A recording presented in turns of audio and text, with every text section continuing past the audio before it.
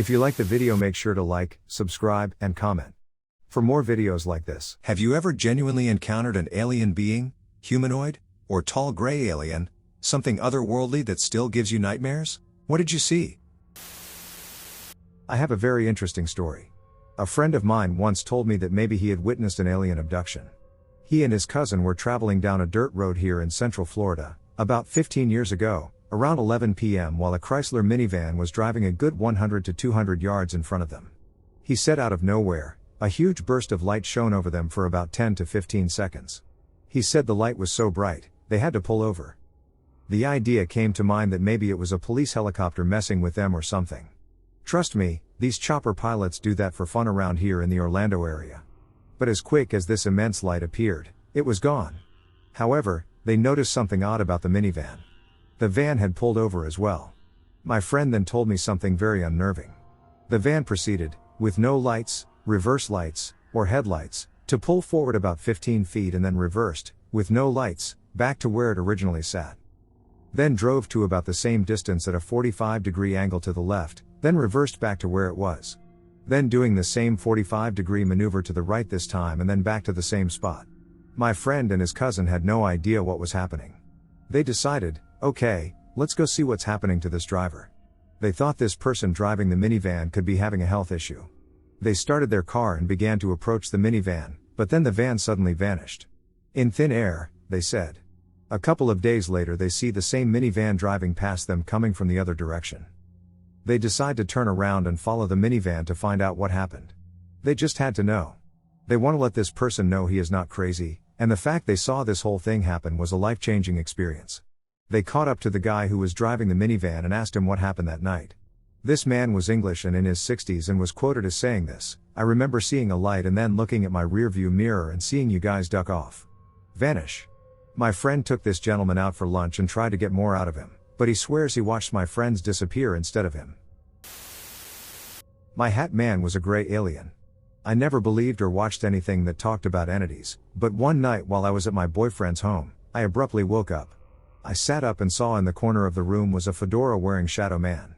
I felt a wave of calmness because I thought it could be my eyes playing tricks in the dimly lit room. Shadow man then proceeded to move towards me, and he glitched. His form was like looking at something in 180p, and then when he got closer to the bed, he was in 14K clarity. Closer to the light, he looked exactly as gray aliens are described. The big black eyes bore into my soul as it came over to me. Its face was nearly touching mine as we entered a staring contest. It had, in my opinion, a disgusted, unhappy expression. I thrashed and tried to threaten it and get it away from me, but I think I hit my head on the bed's headboard. I woke up with a headache and don't remember anything afterwards. I never believed aliens could be real, but after this I have no doubts. What could this gray entity I saw as a child be? I'm hoping that someone can offer me an explanation for this thing I saw when I was a kid. I only saw it once. I was about 12-13 years old, maybe. I'm 25 right now, and for years I thought it was just me until my older sister informed me recently that she and my mom have seen something similar. I was walking out of my parents' room. My oldest sister's room was directly across the hall, and her door was open although she was gone for the night. This meant it was just me, my other sister, and my parents at home. As I'm leaving the room, I see something on the floor in my sister's room. It was dark out, but there was just enough light coming in from the blinds that I could see something moving slightly. It appeared to be a person with their knees against their chest and their head down. I stopped for a second, staring at whatever this was, when all of a sudden it popped its head right up and smiled at me. I remember it had grayish skin, long black hair, and large, almost alien-like eyes. Obviously this scared the living shit out of me, and as soon as it smiled at me, I ran straight down the hall into the living room, where my sister and my parents sat on the couch looking at me like I was crazy. No one believed me, of course, but it was so real that even to this day I know what I saw. So a couple weeks ago my sister tells me about something I don't remember even though I was there. We were in the townhouse we used to live in before we moved into this house, and my sister and I were in my parents' room watching TV, and I guess my sister had looked over to the doorway and saw something similar to what I described. It was on the ceiling, peeking at us upside down over the top of the doorway. All she saw was the long black hair hanging down and big eyes watching us. She screamed for my dad, and of course when he came, there was nothing. At the time of this incident, my dad was at work, while my two sisters and I were at school in the same townhouse. My mom was in the bathroom looking in the mirror when she saw someone walk past with their long dark hair over their face. My oldest sister used to do that jokingly, and at first she thought it was her until she realized she was home alone. I've wondered about this situation ever since it happened, and finding out it wasn't just me who had seen this is actually more unnerving. My uncle's experience with an alien. This was a few years ago and still freaks out my family to this day. My uncle is a scientist and has a house out in the country near DC. He was asleep in his bed and woke up to something holding him down. It had a strangely large head and a humanoid shape. He struggled to get it off him and then blacked out and woke up with cuts on his chest and bruises. He has had other experiences, like the time he was in his basement in his mom's house, staying over, and looked out the window in the basement and saw the alien lying there and had bug-like eyes. What do you guys think it could be? Even my mom, who doesn't believe in aliens, gets freaked out about his story. BTW, he was a scientist with a contract with the government, so maybe the alien wanted his information? I don't know, hopefully y'all can help. Thanks. What did we witness that night? I have a paranormal experience from my past. I always thought it was a spirit, but I was recently told it was an alien, not a spirit. I'm writing in to see if anyone has experienced anything similar or if anyone knows what it could have been. I think about this experience often and always wonder what it is. So I was 13 years old, living in a small duplex built in the 70s in Calgary, AB. One average night, my twin sister and I decided we were going to have a few friends over to watch a movie and hang out. A typical hangout for us at that age was very innocent, besides me having a crush on one of our friends. So everyone arrives for the night, and we all go down to the basement level, where we gather in the living room, beside the laundry/utility room. So 5 of us have some snacks and put on a comedy popular at the time. The movie plays into the evening, and 3 of us have passed out. Now it's just me and my other friend still awake sitting on the couch. This is when it begins. The movie comes to an end, the room is very dark. Less than a minute or two later, a softball-sized, whitish/blue, glowing orb with a small halo slowly floats out of the laundry room at about the 5-foot mark from the ground. It comes 2 feet or so into the living room and stays there for 2 to 3 seconds before slowly floating back into the laundry room. My friend and I look at each other in shock and do not say a single word. I remember being in absolute shock at what I had seen, but honestly I hadn't sensed any negative energy from it. The orb's energy felt very neutral? If that makes sense. My friend and I never ever talked about that experience again. The only thing we communicated was that we both saw it, our shocked faces looking at each other and sitting in absolute silence for a few minutes, unmoving. Later that following summer, my family moved across the country, and I haven't spoken to the friend who experienced this with me since. It's been over 15 years. I know this story sounds crazy. If I heard it from someone, I'm not sure I'd believe it. I'd maybe guess they were on drugs or overly tired, or there was a weird electrical blowout that confused them. But I swear to it that it happened. I think of it often. What was this orb? Does anyone have any similar experiences? Can anyone explain what happened to us that night? I remember my great-grandfather refusing to discuss his time in World War II, but he would always mention something about aliens being able to shapeshift. He was a no-nonsense type of man, but he seemed somewhat traumatized by it and never went into detail, annoyingly. His encounter sparked my dad's lifelong obsession with UFOs, and now mine, despite my attempts to avoid it. It's hereditary at this point. My grandma has something interesting to say about aliens. Today the Area 51 thing was on the news, and my grandma, unbothered, looks at me and goes, "You know aliens landed, on our local beach, in the 70s. They keep their ship hidden under the sand. That's why we haven't had a hurricane since." Now listen, y'all. My grandma is a very old school, conservative, religious woman we don't even joke around with. When she said this, I thought she was joking, but she just went back to watching the news like she hadn't said anything to me. For context, my aunt is one of my neighbors. Later when I went to check my mail, I saw my aunt sitting on her lawn and went to tell her what my grandma said. Again, unbothered, my aunt goes, "Yes, that's true. That's why that part of the beach is sectioned off." I was for sure some kind of elaborate prank was going on. But later I saw another neighbor and told them the craziness, and they agreed. I looked it up, and there are a bunch of news stories of the town claiming that the reason major storms won't hit my area even though we are in a high-risk zone for hurricanes is because of the aliens protecting their ship. Yes. I had a gray in my bedroom when I was 9 years old, in the mid-90s/Central Europe. Very brief encounter, no communication. I came out of the shower and was getting dressed in my bedroom. After I closed the wardrobe door, the figure was standing behind it, next to me. After the moment of shock, he took a step forward towards me, standing there face to face. Tilting its head and what I can only describe as looking into me. Scanning you to the bottom of your soul, while I was glued to the eyes. After about 10 to 15 seconds, I snapped out of it and ran out of my room to my parents, sitting in the living room watching TV. I vividly remember the face. Over the years, you doubt yourself a lot if you don't make the whole thing up. But my mom used to bring it up from time to time. I came out of my room screaming at them, talking about an alien being inside. This is the only piece of information I have for myself that I know to be true about the whole topic. But that itself is opening the ceiling wide about what might be true and what not regarding this topic in general. In 1977, an Ohio man saw Bigfoot. 2 days later, 5 pink aliens showed up. In November 1977, a guy named Millard Faber was out in the woods near the Huron River collecting moss for his side gig when he ran into an 8-foot creature with a hunched posture, no neck, dark hair all over its body, and 2 bright orange eyes. The thing didn't growl, didn't charge, and didn't do anything except stare at him before launching itself into the river and disappearing. When Faber searched the area, he found massive footprints, a clawed branch, and a flattened clearing that looked like something huge had been stomping around. 36 hours later, while asleep in his own bed, he suddenly woke up with that instinctive someone's here feeling. 5 glowing pink humanoids glided through his bedroom door, silent, bent forward like they were carrying invisible weights. 4 sat in chairs around the bed. The 5th got so close he could have reached out and touched it.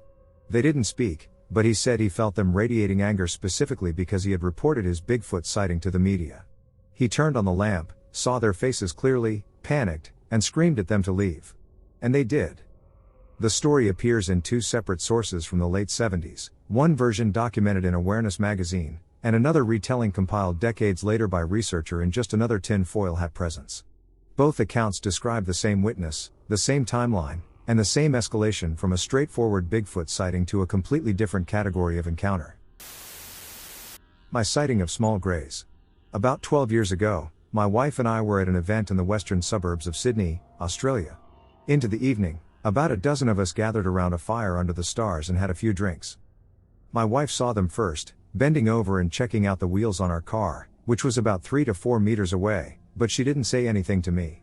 She was sitting to my right, and I turned to look at her and saw she was transfixed. As I looked at her, a small gray cat walked behind her, directly in my field of vision. It was absolutely as described everywhere else. 1 meter tall, large head, almond eyes, etc. I was stunned, and my heart raced. I said, "Did you see that?" And my wife replied, "There are 3 of them over there." Honestly, I could have cried, but before I had time to fully process what I was seeing, they vanished. I wasn't under the influence of anything, and I know what I saw. They're here, and they're real. Strange occurrences on rural property. In 1999 my family moved to northeastern Oklahoma and built their house here. They own a lot of land, and no one has moved in on it. I'm talking miles of wilderness. When I was younger I would explore the wilderness and wouldn't think twice about things I heard or saw and just assumed it was an animal. When I was about 12 or 13, my mom moved to California and took me with her. Then at 17, I joined the military and served for a few years before returning to college, so I've been away for quite a while, to say the least. I feel this is important to state, as a lot has changed since I left, including more family moving in. Last month I moved back to Oklahoma to be close to loved ones and find some work. Upon arriving I was greeted by one of my uncles who had moved in while I was gone, and I noticed he was watching Ghost Adventures on the TV, which happens to be a favorite of mine. We began to talk about the paranormal, and he began to tell me some of the things he's been experiencing. He described that there have been bright light pillars to the north, what would be an old wheat field on the property, and random light patterns to the west, abandoned property, no one has owned it for many years, it's just an old barn and equipment. At first I just thought there was some satellite work or something along those lines due to Oklahoma still expanding technology-wise. I asked my grandfather about this, and he described a night where lights began to come through his window, so bright that they illuminated the walls of the room. He got up and went outside to find a bright light on the hill above our house. Mind you, it's all wilderness and trees, nothing human-related would be this close to the house without us knowing, helicopters, vehicles, etc. It's very quiet here due to how secluded it is. He said that there was absolutely no noise being made, just light. He also mentioned that there have been large, perfectly cut, and symmetrical holes appearing on the property with no explanation. I asked a few of my other family members, and they explained some of the history of the property, and apparently one of the native trails passes right through our land. I started to piece this information together and thought that the cause might be more related to paranormal activity, such as spirits, rather than aliens.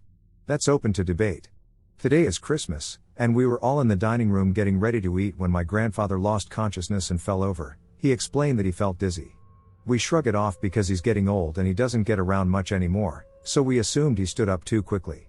About 30 minutes ago I nearly fell over while talking to my grandmother. I felt the same feeling. My uncle, whom I mentioned earlier, saw this and explained how a few months ago he found himself outside, staring at the stars, when all of a sudden he blacked out and fell over, waking up on the ground covered in blood. He sat me down and explained that things have been happening since he got here. Earlier I explained that when I was younger I shrugged things off. I remember being in the woods looking for turtles and frogs. It had just rained, and I would always do this. I had gone a lot deeper into the woods than I normally did. Deeper into the wilderness, I had found walls built from stone, covered in moss. This makes sense now that I know more about the property. At this moment I remember a feeling of pure anxiety and fear. I remember running all the way home through the trees and brush. What do you guys think is going on? Alien creature in my backyard? I saw an unidentified flying object/thing/creature in my backyard last month, and I can't find any explanation as to what it could be. I was inside our house finishing up some work, but I could see my boyfriend and our dog in the backyard through the back door window. Suddenly, I hear our dog barking. As I glance up to observe what was unnerving her, I realize that it's something flying alongside the back of our 10-foot fence. Quickly, I open the back door and walk onto our patio. The creature was completely silent and looked like a straight, yellow/gold line that was hovering 5 to 6 feet in the air and moving in a precise, straight formation. And let me tell you, this thing was fast. My dog is a greyhound mix and extremely agile, and even she couldn't keep up with it. It was a little less than a foot long and a centimeter or two thick. I couldn't tell if it was glowing, or if it was just the combination of the glow from our backyard lights and its golden tone that gave off this illusion. Because it was flying and clearly much faster than my dog, it wasn't acting like it was trying to evade danger. I had the feeling that it was fairly intelligent. It was almost playing with my dog, like it was playing a game of tag. It flew back and forth 4 to 5 times in a straight line at about 20 to 30 miles per hour, I would say. My dog attempted to catch it, running as it moved to the opposite side of the fence, but once she started to catch up, it would start flying in the opposite direction, without ever having to turn around. It flew in a smooth, unwavering manner. Like when you point a laser at the wall and move it back and forth to get your cat's attention. Obviously, I wanted to get this on video, or at least a picture, but I wanted to get a closer look because my mind needed an explanation. As I moved closer, it quickly flew over our fence, and I never saw it again. But I could hear the rustling of leaves around the side of our house. After I knew it was gone, I looked at my boyfriend, and his face said it all. I asked him what he saw to confirm that my mind wasn't simply playing tricks. His experience was the same as mine. We both have been looking for this thing every night since we saw it, but to no avail. We still have no idea what this unexplained creature could be. Has anyone else had an experience like mine? Or any explanation as to what it could be? If I'm unable to come up with an explanation, or even a plausible theory, regarding what I saw that night, I think it will bother me the rest of my life. If you have any questions or ideas, just comment. Thanks for the help. Need other people to tell me I'm not the only one who's experienced this, terrifying but not malevolent being? A few years ago, when I was about 38 years old, I am 44 now, I experienced what I believe was some kind of interdimensional being. Alien? Alternate universe creature? Something showing up at my bedside. I had gone to lie down on the bed in the middle of the afternoon to rest, about 4 p.m., but I was very much awake.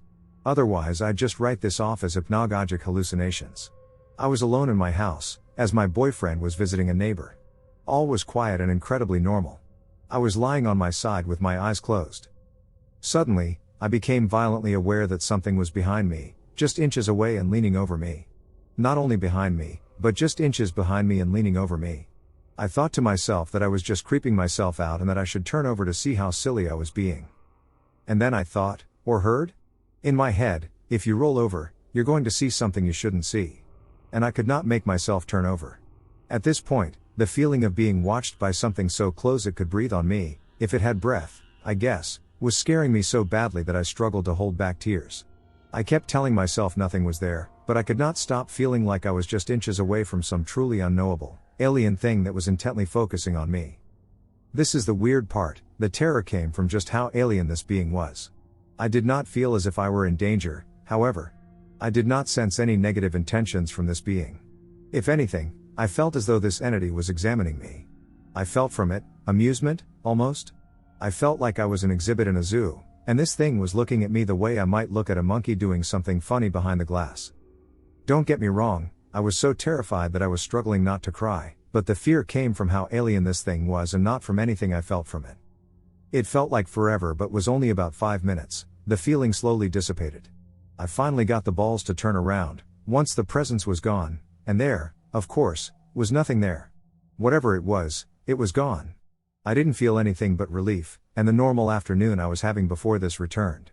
I jumped out of bed and immediately went to the neighbor's place where my boyfriend was and didn't say anything about it.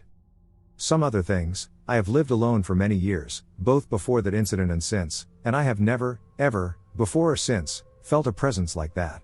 I don't think it was my brain making up tricks because I was bored or lonely. I have had 2 previous paranormal experiences, so I definitely know what it feels like when you run into something evil, and this was not evil.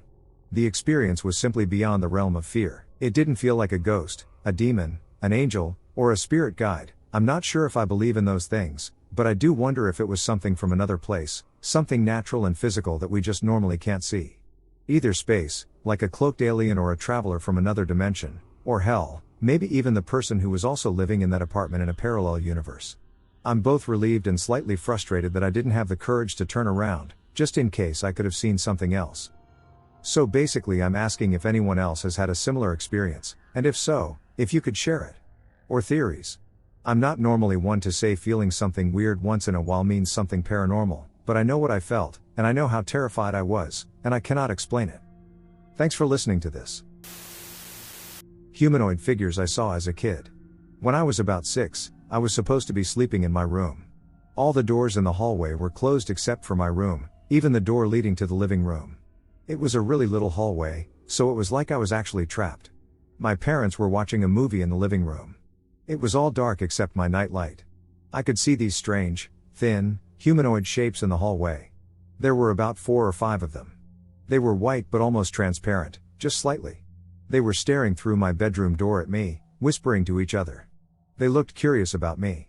One of them eventually walked up to me and stood over me staring, and that's when I finally had enough and ran out of my room, past the weird figures, to my parents in the living room. My parents didn't believe me, but at least I never saw the figures again. Saw a gray alien, and it terrified me. There was a meteor shower back in December, and I of course went outside to see it. I'm in Dahlonega, Georgia, which is mostly a country town on the mountain with little pollution, so the night skies are amazingly clear. After looking up for about an hour, I noticed a chevron-like shape high in the sky that had either 5 or 7 lights arranged in a pyramid-like formation, but only 2 sides were illuminated. There was no bottom row. It would get brighter and then dimmer. I called my roommate, sober living, out to take a look, and he couldn't understand what it was either. Skip 2 days later. I felt pressure on my bed as if someone had sat down behind my knees. I was in a fetal position on my side, and I was thinking, why is my roommate on my bed right now? So I looked, and nothing was there. Then I slid my privacy blanket out of the way, which is attached to the top bunk, and slid my feet to the ground.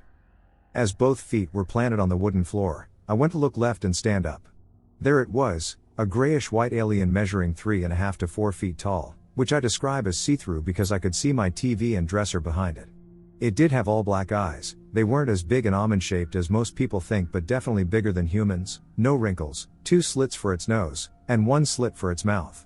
I don't remember its ears because when we made eye contact, I couldn't see pupils, so contact is a weird word, but when we looked at each other, I froze in fear. I mean, I couldn't move at all. It's almost as if they are not physically present but rather some strange hologram. I don't know, I'm just speculating. I spent 5 years in the Marines, and when I say I've never been this scared, I truly mean it. The only reason I know this event occurred is that it left me paralyzed with fear. The next thing I recall is waking up in the morning, contemplating, what just happened, and why me? I've had many experiences when I was little, even to this day and age, that I'd call paranormal. These are experiences that I find difficult to comprehend and explain, as I am unsure of the mechanisms involved.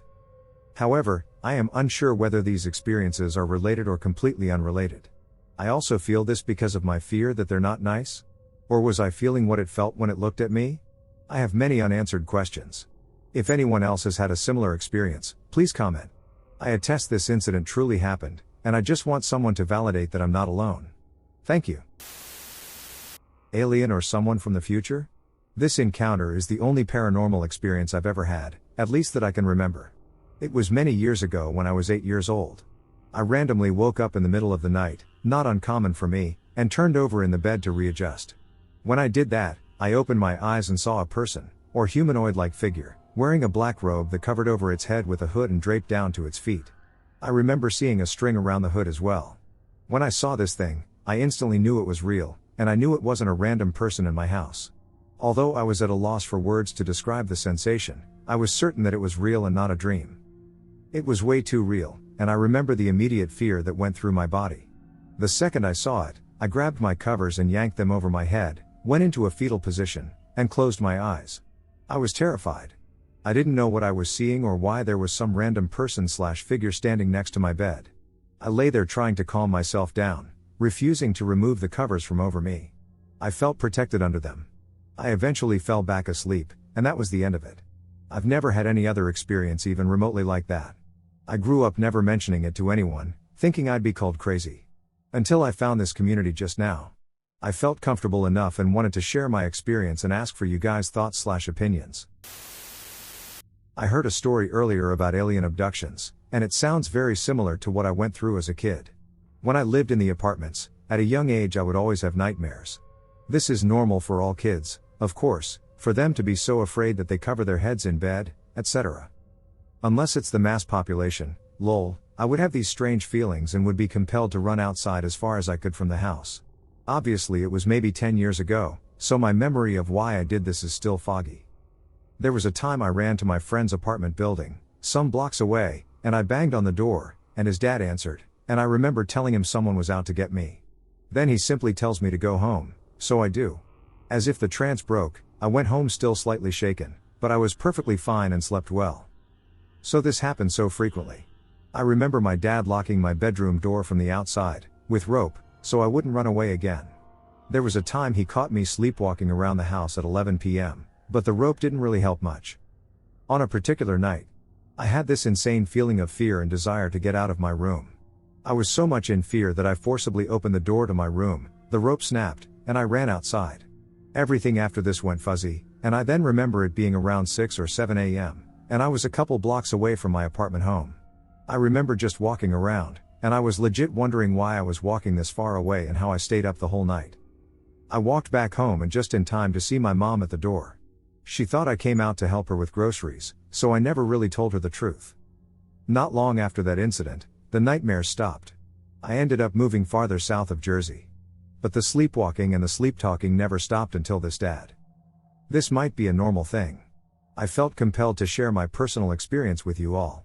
Maybe you guys have a logical explanation, like maybe I'm just being paranoid and my memory is mixed up. Alien? This was back in 2006, I'm not sure. I was between 17 and 18 years old. I and 3 friends stayed the night out in the desert of Adelanto, California. One of them resided in a trailer located in a remote area, which was acceptable since we were engaging in festivities. Something happens during the kickback, and I get mad and storm off outside. I walk for a good 5 minutes when all of a sudden the hairs in the back of my neck stand up. I'm confused by this unintentional reaction to God only knows what. I stop walking, all wildlife stops with me, no more crickets, no owls, dead silent. I look straight ahead to my left, and I see a figure about 6 feet, or more, move between 2 large cacti, and I immediately book it. I run as fast as I can, knowing something is chasing me. I run inside the trailer and slam the door while screaming bloody murder and frantically try to tell my friends what just happened. They all started laughing, thinking I was nuts, but then out of nowhere you could hear a scrape running alongside the trailer, like claws on metal. Everyone freezes, and we spend the rest of the night guarding all doors and windows. After that night, it was never spoken of again. Has anyone experienced anything like this?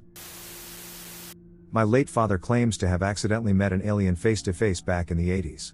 So this happened in my dad's school year of 1987 in the outskirts of Mason City, Iowa. Mason City is a small cornfield town in northern Iowa with some interesting American history and cultural notes, such as being the official crash site for the day rock and roll died in 1959, the setting for The Music Man, and the home of various American outlaws. However, it is ultimately overlooked. Basically, my dad was a member of the high school football team, the Mohawks, and the rules stated that to participate in school events, athletes were not allowed to participate in alcohol or drug usage of any kind. Obviously, they were teenagers, so this rule meant nothing, just that now after winning a good game, the team had to have their celebrations be in secret. One night my dad and his buddies in the team went out to an old abandoned farm on the outskirts of town, where they partied around a campfire, getting drunk and smoking some solid blunts. My dad got into a game of tag, and while running away from his friends, my dad came around the back of the barn, which was immediately in the tree line, and was face to face with something. He described it as very humanoid in appearance. He was 5 feet 8 inches at the time, and this alien was almost at his height, but he was still taller. The alien was enveloped in a sort of stealth camouflage from head to toe, but it wasn't translucent either because he couldn't see anything actually inside it. Only the things behind it. The first predator came out at the time, and that's what he jokingly compared it to, but later he would say it was more like a drinking glass. It wasn't invisible by any means, as he could see very clearly, but he could make no details out on it, and everything behind it was visible but blurry and smudged. It made no sounds at all and did not move much. It stood in a combat stance, and at its hip it was holding a weird sort of box, which it was aiming at him like a gun. My dad likes to think that he scared it as much as it did him, but he really had no way of knowing. His first thought was to tackle the creature out of fear, but he realized that the implication of the creature pointing the box at him meant he should avoid getting shot, so he refrained from doing so. Next thing my dad knows, his friend puts his hand on his shoulder and, clearly seeing the same creature and just as terrified, whispers, "Dad's name, don't ducking move," at which point the alien started backing off a bit, still facing both of them. They slowly got up and began doing the same, keeping their hands up as they walked backwards away from it until both were out of sight of each other. My dad, until the day he died, still wasn't sure what he saw other than it being some sort of alien, and was vastly interested in alien stories and mythology for the rest of his life, and compared what he saw to being a story almost like Travis Walton to an extent. He made efforts to share his story by meeting with people from MUFON, who considered his account highly credible, especially if he could persuade his friend, the other witness, to discuss the incident as well, noting that face-to-face alien encounters are among the rarest types of sightings. But nothing really happened that big in the end, which is sad because he thought people needed to know what he saw. Brown mountain lights. I had not previously believed in UFOs or unidentified aerial phenomenons until the autumn of last year, when I witnessed an event that I am unable to explain. My wife and I were traveling around the Blue Ridge Parkway in western North Carolina. We had spent the day hiking in the Linville Gorge Wilderness and spent most of our time around the top of a ridgeline near Table Rock Mountain. The terrain was steep and very rocky, with sharp cliffs descending on both sides of the ridge. Later on that evening we drove the car to an overlook of the gorge, viewing where we had been earlier in the day. Just as we were getting ready to leave, we noticed bright glowing spheres dancing on the sides of the cliffs. Curious, we stayed to figure out what we had just witnessed. Over the span of an hour, we saw hundreds of gravity-defying orbs that would hover over the mountaintop, move at breakneck speed, change directions, blink, and seemingly split and rejoin one another. The closest one to us looked to be 100 feet away and the size of a beach ball. My body could feel the energy from the closest ones. Since that night, we have tried to fathom what we saw and have dug into local lore on the subject. They have been witnessed since the time of the Cherokee Indian, and no one has yet to provide a good explanation for what causes the phenomenon. Aliens? I don't know. Eerie and easily the coolest thing I've ever seen. Thoughts? My experiences with shadow people or possibly aliens. I don't know for sure, but I believe I may have encountered them. I have vivid memories as a child of seeing shadow people, and I also had an experience when I was 10 with a figure standing at the edge of my bed. It looked like a silhouette of my mother standing at the edge of my bed with her arms crossed. I called, "Mom?" And it morphed into a weird-looking creature with long arms and legs and a thin, elongated body that floated out through my ceiling. I couldn't see any eyes. It was totally black, and my room was dark, so I couldn't see any details. I was screaming, and my family came into my room that night, and they told me it was just a nightmare, but I felt the presence of something in my room. I also used to see from the side of my eye in my childhood bedroom leading into the hallway of our home what appeared to be shadow figures standing and staring at me. They looked human but would always have a male body type. Always tall with wider shoulders. I never saw any that had a female body type. But this would happen literally almost daily for years. It stopped happening around the time I turned 12. They would slowly disappear as I continued staring. It didn't frighten me because my parents kept telling me it was just my imagination, so I kept believing them. I thought this was just normal. As an adult, I know now that's not normal. I also have always had very visceral, fearful reactions to pictures, videos, and other media of gray aliens. Even as a child, these images would scare me so badly I wouldn't sleep some nights thinking about them. At my last apartment, I had the worst feeling I've had in a while. At night, I was unable to close my eyes and fall asleep because I felt I would see an alien whenever I opened them. There was a particular area where I felt I was going to see something. It was an area of my apartment that had a hallway that was at the end of my bedroom. I would keep my door open for my cats.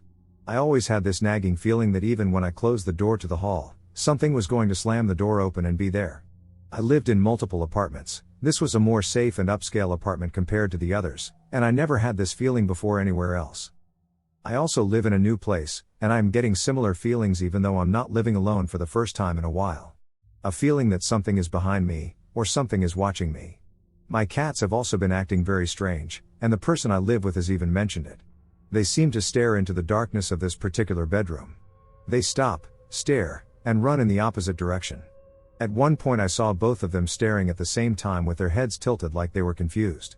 They have never acted this way before, and I don't know why they are suddenly. I have always had strange bruises and scratches on my body that I can't remember having for as long as I can remember.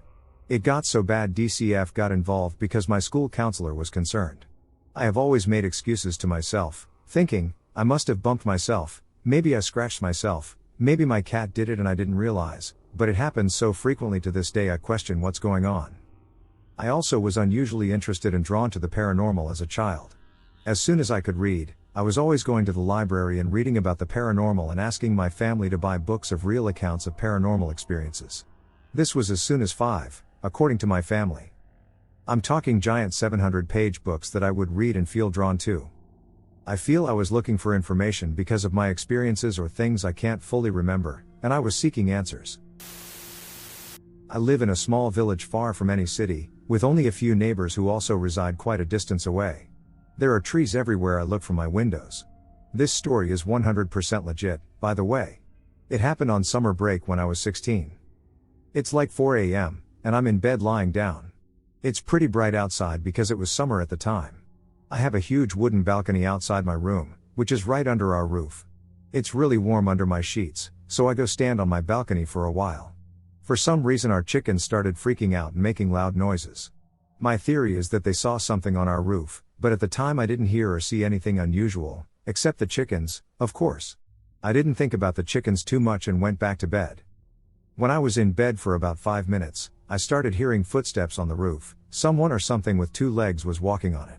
I was terrified and couldn't move. I didn't want to move. My sister, who sleeps on the opposite side of our house, woke up and went downstairs. I tried loudly whispering her name, but she gave no answer. I thought maybe she was sleepwalking or something. The steps on the roof started moving towards my room, getting louder and louder. I'm frozen solid from fear on my bed. I hide under the covers. The footsteps stopped for a while, and it was quiet. I thought it was over and started feeling sleepy. Some time passed until I heard someone on my balcony tapping on my window with their finger. Legit, that same creature was now tapping its finger very gently on my window. My blinds were covering the windows, and I am so happy that they were closed that night. The window tapping only lasted a short time. The creature went away, I think, and I fell asleep. In the morning I asked my sister about the things I heard last night, but she told me that she didn't hear any footsteps at all. I told her that she went downstairs at 4 a.m., so she must have heard something, but she didn't even remember going downstairs. Was it even my sister who went downstairs? I have had a lot of trouble sleeping since this stuff happened. I am paranoid. Meeting with a stranger. A story from a Norwegian UFO magazine, 1954.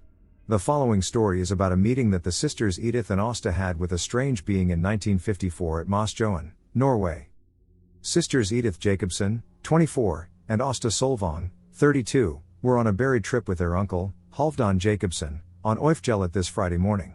It was not much to find, and eventually the two sisters walked together alone in the terrain. How far away the uncle was is hard to say. Eventually, they agreed to try a bog to see if there could be more to pick there. Edith, suddenly we saw a man a distance away from us. At once we thought it had to be another berry picker, but when he came towards us, we saw that he had nothing to carry. We approached him, wondering what a stranger was doing in this area. Then he reached out with a smile to greet. I smiled back and was about to shake his hand, but he just quickly stroked his hand against the inside of mine. He started talking, but we did not understand a word of what he said. It did not sound like any language I have heard.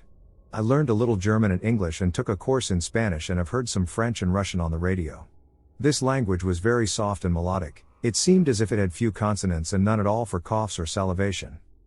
The look, when we realized that the man had to be from a distance abroad, we began to look more closely at him. He was medium tall, had regular, pretty features, and had long, dark hair with a natural fall.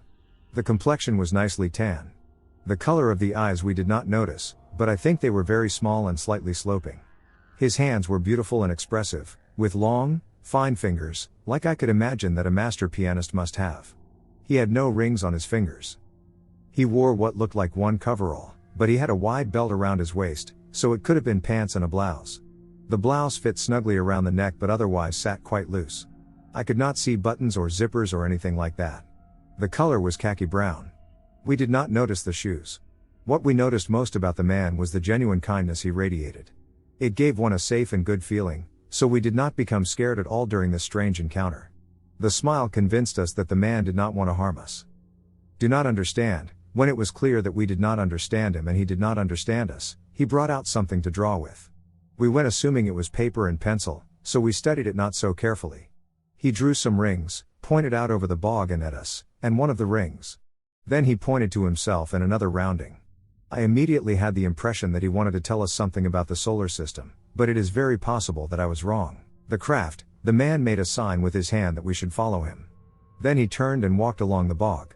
We trotted after, and a little further away we saw a strange object. It was gray-blue and looked like two huge pot lids laid against each other. The diameter could be about 3 meters, and it was 1.5 meters high. Because the man was still so calm and convincingly friendly, we were still not afraid, but we thought it was a little strange to make this discovery here in the middle of the wilderness. We walked over to the object, but he signaled that we should not get too close. Then he opened a kind of hatch in the upper edge of the break that went around the middle of the object, crawled in, and let the hatch slide again. It started to buzz faintly, like a bumblebee, and the strange craft lifted slowly as it rotated around its own axis. Only then did everything I had read stand out to me, and I heard of flying saucers. When the plate had reached 20 to 30 meters, it stood still in the air for a moment, then it began to rotate very fast, and with tremendous speed, it fired straight up. Soon we could no longer follow it with our eyes. Afterwards, Asta and I agreed that we should not tell anyone about what we had seen. Now that the man and his craft were gone and we were left with our berry buckets without the slightest thing as proof, it all seemed so incredible and amazing that we were afraid of being laughed at if we said anything. We met Uncle a little later, and I do not understand that he did not notice something about us. I, for my part, was spaced out and thought I chatted a lot in the cabin while I thought about what had happened. The public, it was Asta who told it first. She managed not to keep it hidden from her husband, and so it was known all over the city. A journalist from Nordland's Folkblad heard about it and alerted the police to get the case confirmed. We were questioned by the police, and on Thursday we were taken up in Oideland for a site inspection.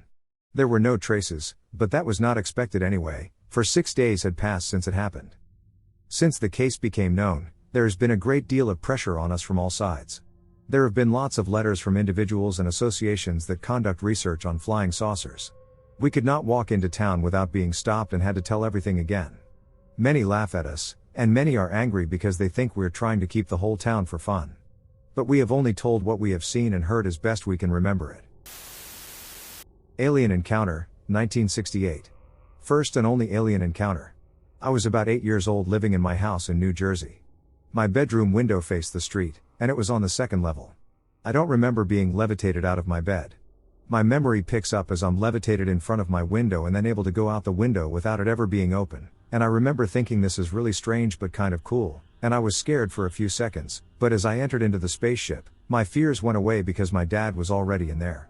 I remember the inside of the spaceship was gold and red, and it was a long, tube-shaped thing, and the aliens were kind of a mustard color. Being the only daughter of 5, I often told my dad about my dreams, and he always enjoyed listening to them.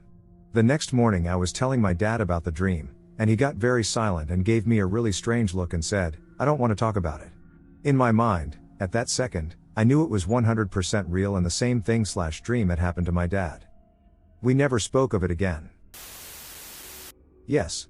I had multiple encounters as a young girl, then nothing until I was around 28. Nothing since. What surprised me was that their arms and fingers were much longer in real life than they had been in movies or on TV. There were also other beings that were furry, hooded creatures. They resembled a mix of Ewoks and the hooded figures with silvery eyes from Star Wars. They worked on me in some kind of medical experiment where something was inserted from the outside into my left lung. When I got up and started moving about the next morning, there were no marks or abrasions, but about 4 hours later, a giant welt allergic reaction appeared on that very spot on my left side. I'll never understand what happened that night.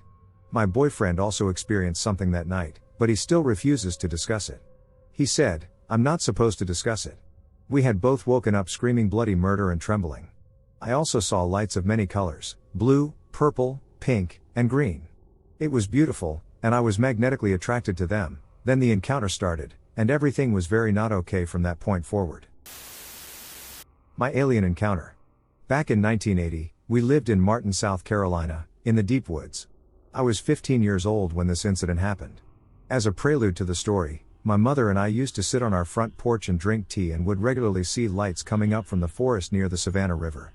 This would freak out some of our guests if they were out visiting when the lights would start playing in the sky in front of us. Again, this was very common to see. Since we were so close to a nuclear power facility, we always pondered if that was the reason for them being there. One evening, I decided to sleep in a cot below 3 windows that offered a magnificent view of the sky. I remember falling asleep to the stars and watching one of them as it appeared to be moving. I remember perfectly the events that led to my fear of these ships and how it forever changed my view of aliens. I woke up in the middle of the night with a bright light that had me paralyzed.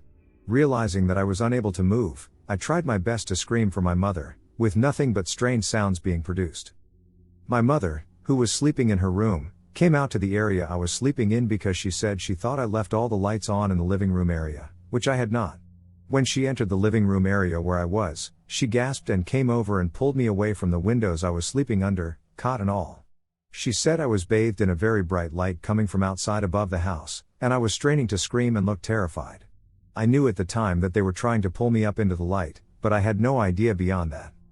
As time went by, 10 years, I started recalling that the aliens were in the living room with me, probing me, conducting tests, and that they were not friendly.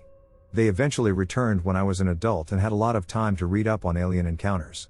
This incident took place in Lawrence, Kansas, in 1991, when I had my own family, a wife and one son who was 2 years old. Sleeping in our bedroom, I was awakened in the middle of the night by a bright light shining in from above our sliding glass doors that led to a deck. My wife woke up as well and witnessed what I am about to tell you. They returned and tried to pull me back again, but this time I was ready.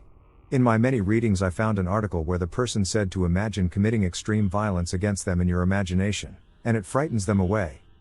I imagined myself tearing their little heads off and bludgeoning their little bodies with my fists, and they did leave the room we were in.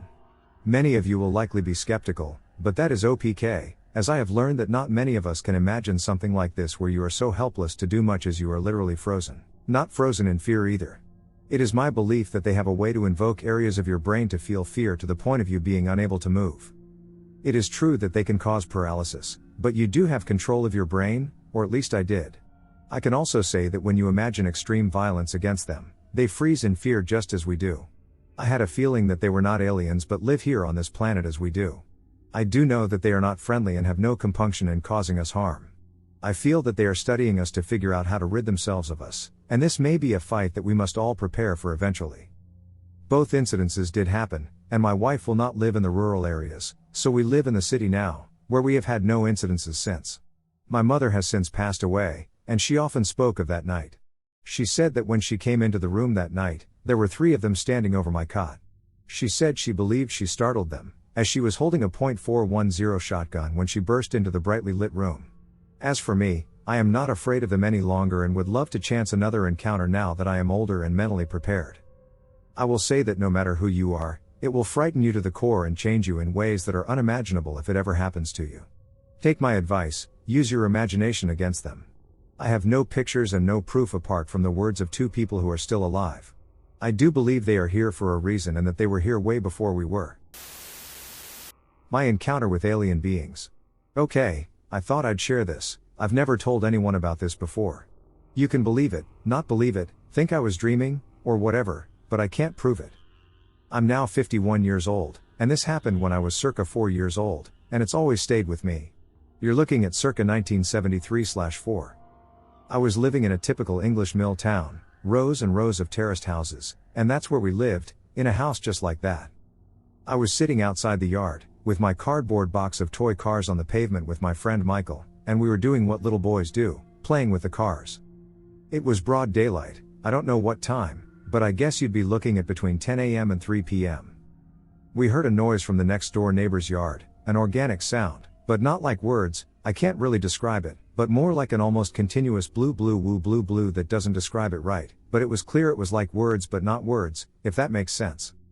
Michael and I went to investigate the noise, and at the neighbor's door, we saw three beings dressed in strange, robe-like garments. One was very tall and wearing a dark robe, another was slightly shorter, and the shortest one wore a light-colored robe. I use the term robe because I can't think of a better word, but it doesn't fully capture what they looked like. They all looked entirely different. Anyway, we stood there gawking at them and said something, and they turned around. The shortest one, I want to emphasize that they all looked totally different, like nothing like each other at all, had a round head, but kind of like a helmet, but not a helmet, and a kind of pipe or tube hanging down from it. I'm sure it was this one that said it, and said, "Oh, you shouldn't be seeing this." But it didn't say it in words, it was like the words appeared in our heads. What felt like an instant later, we were both sitting down again on the pavement with the box of cars, but I had, for the first time ever in my life, that feeling that you get if you pass out, or are about to pass out, and everything gets really spinny and confusing. I looked at Michael and said, "What just happened?" And he said, "I don't know, that was weird," or words to that effect. We got up and went to look in the yard again, we just both instinctively knew where the weird thing had happened, and there was nothing there. I can't fathom why on earth. We both talked about it years later and both remembered it, so I don't think we imagined it. There would be three beings in broad daylight who somehow appeared at a random house and were standing at the door. I've had some odd recollections from that time as well, in that place, which I think must be dreams. But very odd nonetheless. Thanks for listening. I can't really add anything to this, that's about the only way I can describe it.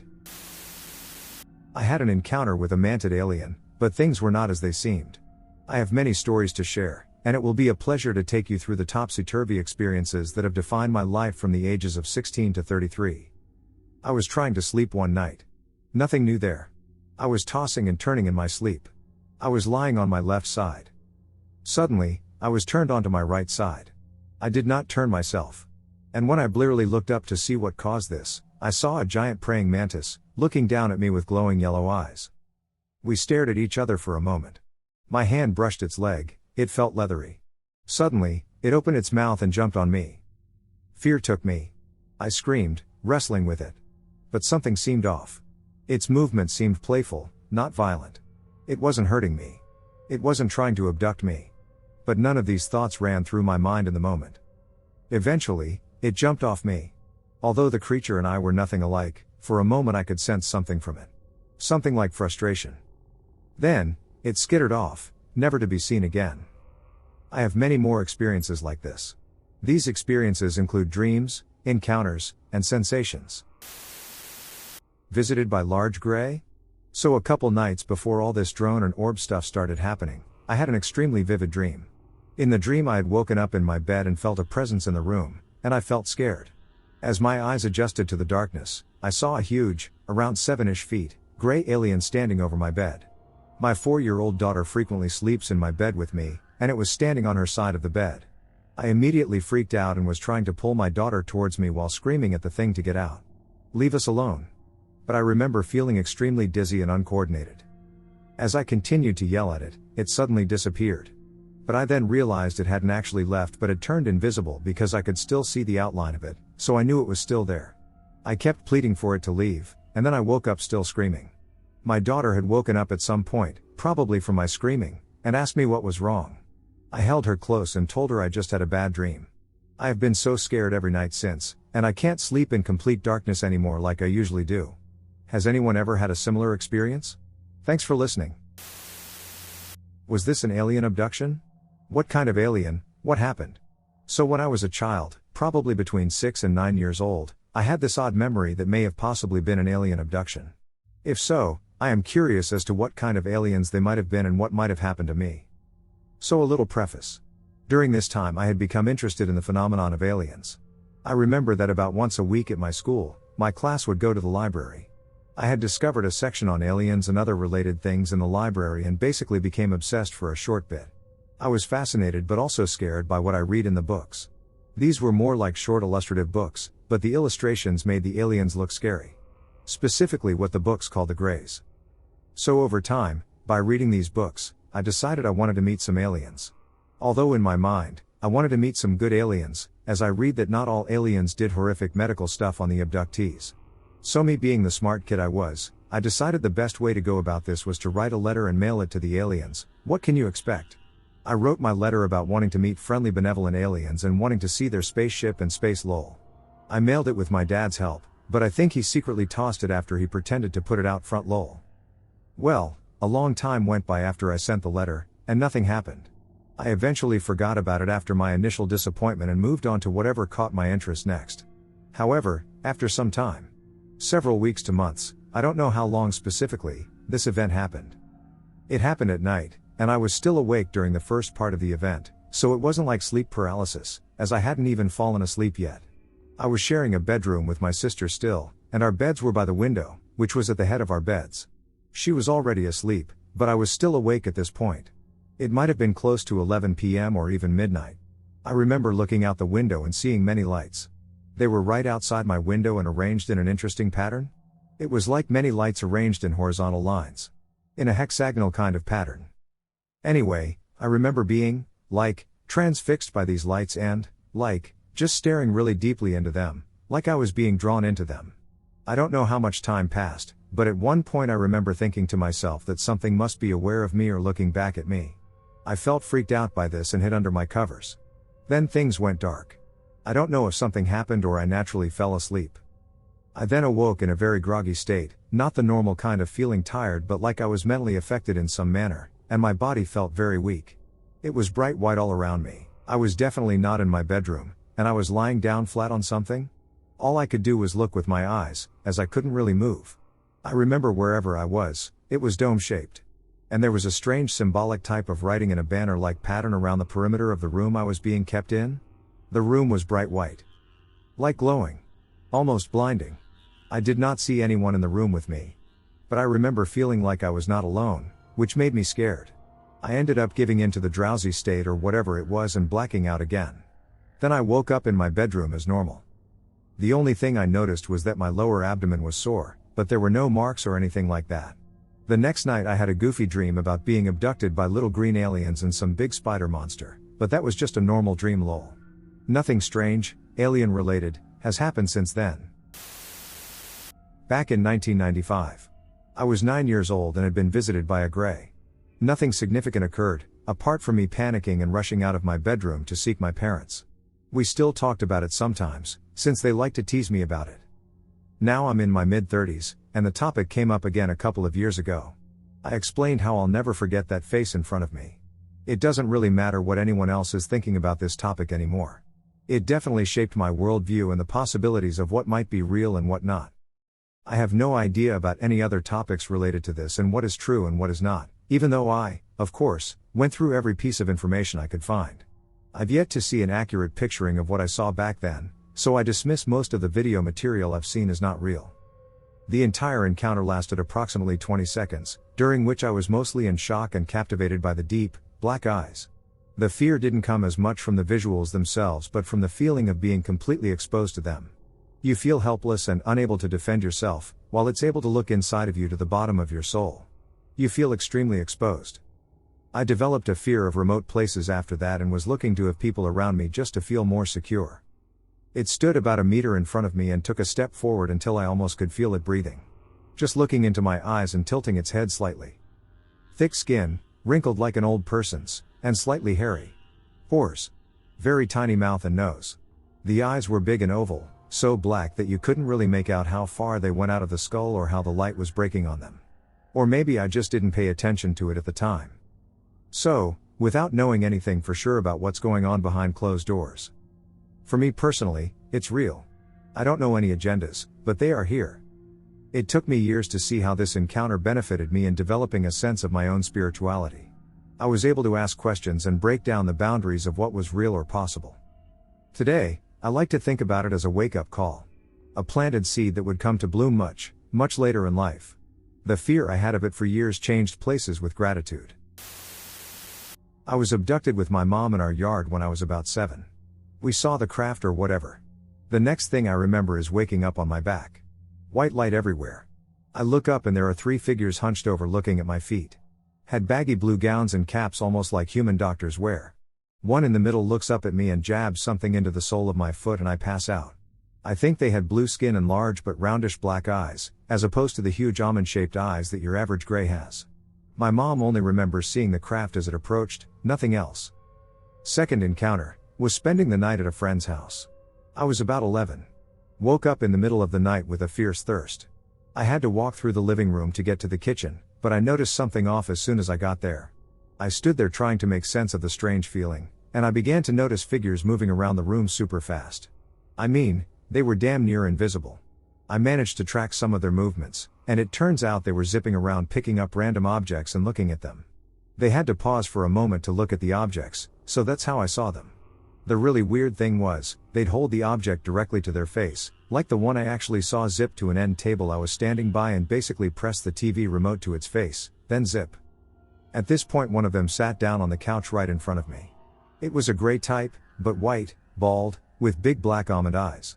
Its mouth was a ducking perfect little black hole and it started making this low bass hum noise. Needless to say, I was ducking terrified. I grabbed a baseball bat next to the couch and took a swing at its head, and this is going to sound crazy, but the ducker's neck grew super long and dodged the swing. I kept swinging and it kept dodging super fast while it kept making that bass hum. I guess one of the others came behind me and did something because I blacked out after that. They all looked exactly the same. They looked like they were made out of plastic, almost as if stamped out of the same mold. There is no discernible front or back to the body. No bones either. The arms and legs were more like wobbly tentacles, although they did have a few fingers. I still get chills thinking about that one. Third encounter. I think it was last year or the year before last? I don't have my journal near, but I logged the encounter. Middle of the night. My GF at the time had me by the shoulder, shaking me awake. I woke up, and as my eyes adjusted to the light, I saw a bald, blue-skinned being with large round black eyes. The curious part was his nose and mouth. They resembled a cat's snout, but less pronounced. He had a little nose and a sort of hair lip split down the middle of the philtrum. That was the part I was focused on. As soon as I could identify him, I felt an irresistible urge to sleep, almost like I had been drugged. I fought it as hard as I could, but to no avail. I suspect he may be one of the same type from my 6-year-old encounter, even though he wasn't wearing any clothes as far as I could tell. Probably about 3.5 to 4 feet tall. I could make out collarbones and shoulders. If I haven't lost anyone listening to this yet, here's where it gets super weird. I'm a practicing magician with over 20 years of experience. I delved into magic to find answers to the profound strangeness I had encountered since my childhood. Everyone in my childhood household had some kind of strange experience. My sister saw the wobbly armed grays, and for several years, she would wake up with her face stuck to the pillow from all the blood that came out of her nose. We had poltergeist activity, ghostly apparitions and strange robotic gibberish calls, to name a few. So the most recent blue dude came after a series of rituals I had been doing with a small group of like-minded friends that culminated right after a super blood wolf moon, Irk. I've had other experiences with non-human intelligences, but the above were the only ones I consciously remember seeing in the flesh, as it were. Alien encounter, what do you think it is made of? I was in bed with my girlfriend. I woke up in the middle of the night to a black mass spread out like a sheet inches away from my face. It was spread out over both of us, over a king-size bed. I instantly launched my arm at it to point at it, in a state of shock. The part I pointed at instantly avoided my hand. It was at this point it started consolidating, moving up towards the ceiling. I shook my girlfriend up and told her to look. I noticed that she sat up and froze, staring at it with me. It moved slowly. It looks like a unique state of matter. Like a fluid/dense gas-like appearance. It did not appear like smoke and seemed to have some type of membrane. It was very dark but still transparent. In some places it was thinner, in some places denser, it just depended on how it moved around. I remember seeing a faint, dim orange glow in one part of it. It moved up to the ceiling, spreading itself out like an octopus. An appendage formed out of itself, like it was reaching out, and the rest of it followed that part, and it seemingly slipped through into the vent and vanished. This was in South Texas, and it happened many years ago. I asked my girlfriend what she saw, without telling her anything, and she described exactly what I saw. Other people have seen this exact thing. In fact, black masses have been reported for a long time. You don't have to believe this, and I'm not here to debate. I only want your explanation of if this were life, what do you propose it might be made of? How could it float like it did? How could it appear the way it was? What substance do you propose it was made of? If it was intelligently controlled technology, like some drone, what do you propose it's made of? I have thought of these questions for many years and have tried researching non-biological life, plasma-based life, and all different forms of exotic life, and I cannot figure out what it could possibly be. I have found one thing. Scientists propose that plasma-based life would form in space dust/gas and that this form of life could possibly evolve. That's the closest thing I've found. Even if you don't believe me, what do you propose this thing might be made of? Where do you think it might come from? How could it have evolved? What do you think it does to get its energy? What I've seen and encountered. Witnessed. About 10 to 15 years ago I was standing in my living room with a friend looking out my window. It was during the day, about an hour before dusk in San Francisco. Suddenly a UFO comes flying in from the right side of that view. It began zipping through the sky with the precision of an injured insect. Flying left at speeds faster than the Blue Angels, then stopping on a dime and flying right, up, and left again. Then it hovered for about 10 seconds and shot straight into the horizon, but it didn't just fly away. The craft somehow disappeared, but seconds before vanishing, it left what looked like a trail of lights. Not an explosion because the lighting was too precise to have been an explosive. Similar to one of these fireworks, very geometrical in shape. My friend and I looked at each other in amazement at what we just witnessed. I wasn't much of a skeptic, but my friend had no reason to believe in aliens until he witnessed that aircraft so technologically advanced it shot into hyperspace. The next couple of days I searched and searched online for answers. Turns out the aircraft had flown over Los Angeles before making its trip into San Francisco. The US military had an answer for the UFO, it was a misfired test rocket. The way the object moved, stopped, then changed directions before shooting into space could not be explained by any technology we currently possess. To this day I know what we saw, and I will never forget the movement that defied physics given the mass of the object. Encounter 1, Gray. Before falling asleep almost every night, I try to tap into my subconscious to wander through my brain. Sometimes I reach a point where it feels as if I am traveling the cosmos. Other times I am walking through crowds of strangers and generating faces I've never encountered before. One night I was in this state of half asleep, half awake, and my dog began growling. Then at my bedside was a green glowing light like that of a candle, and a gray appeared. It pointed a finger at my face and communicated with me, "Fight fire with fire." As quick as it appeared, it disappeared, and my dog began barking again. This occurred almost 2 years ago, and I still have no idea why it told me to fight fire with fire. Encounter 2, Figure in a black hat. I began having sleep paralysis almost nightly a few months back. Some nights I would wake up to see a tall dark figure standing in my doorway wearing a hat. Sometimes he was accompanied by other figures, but most of the time he was alone.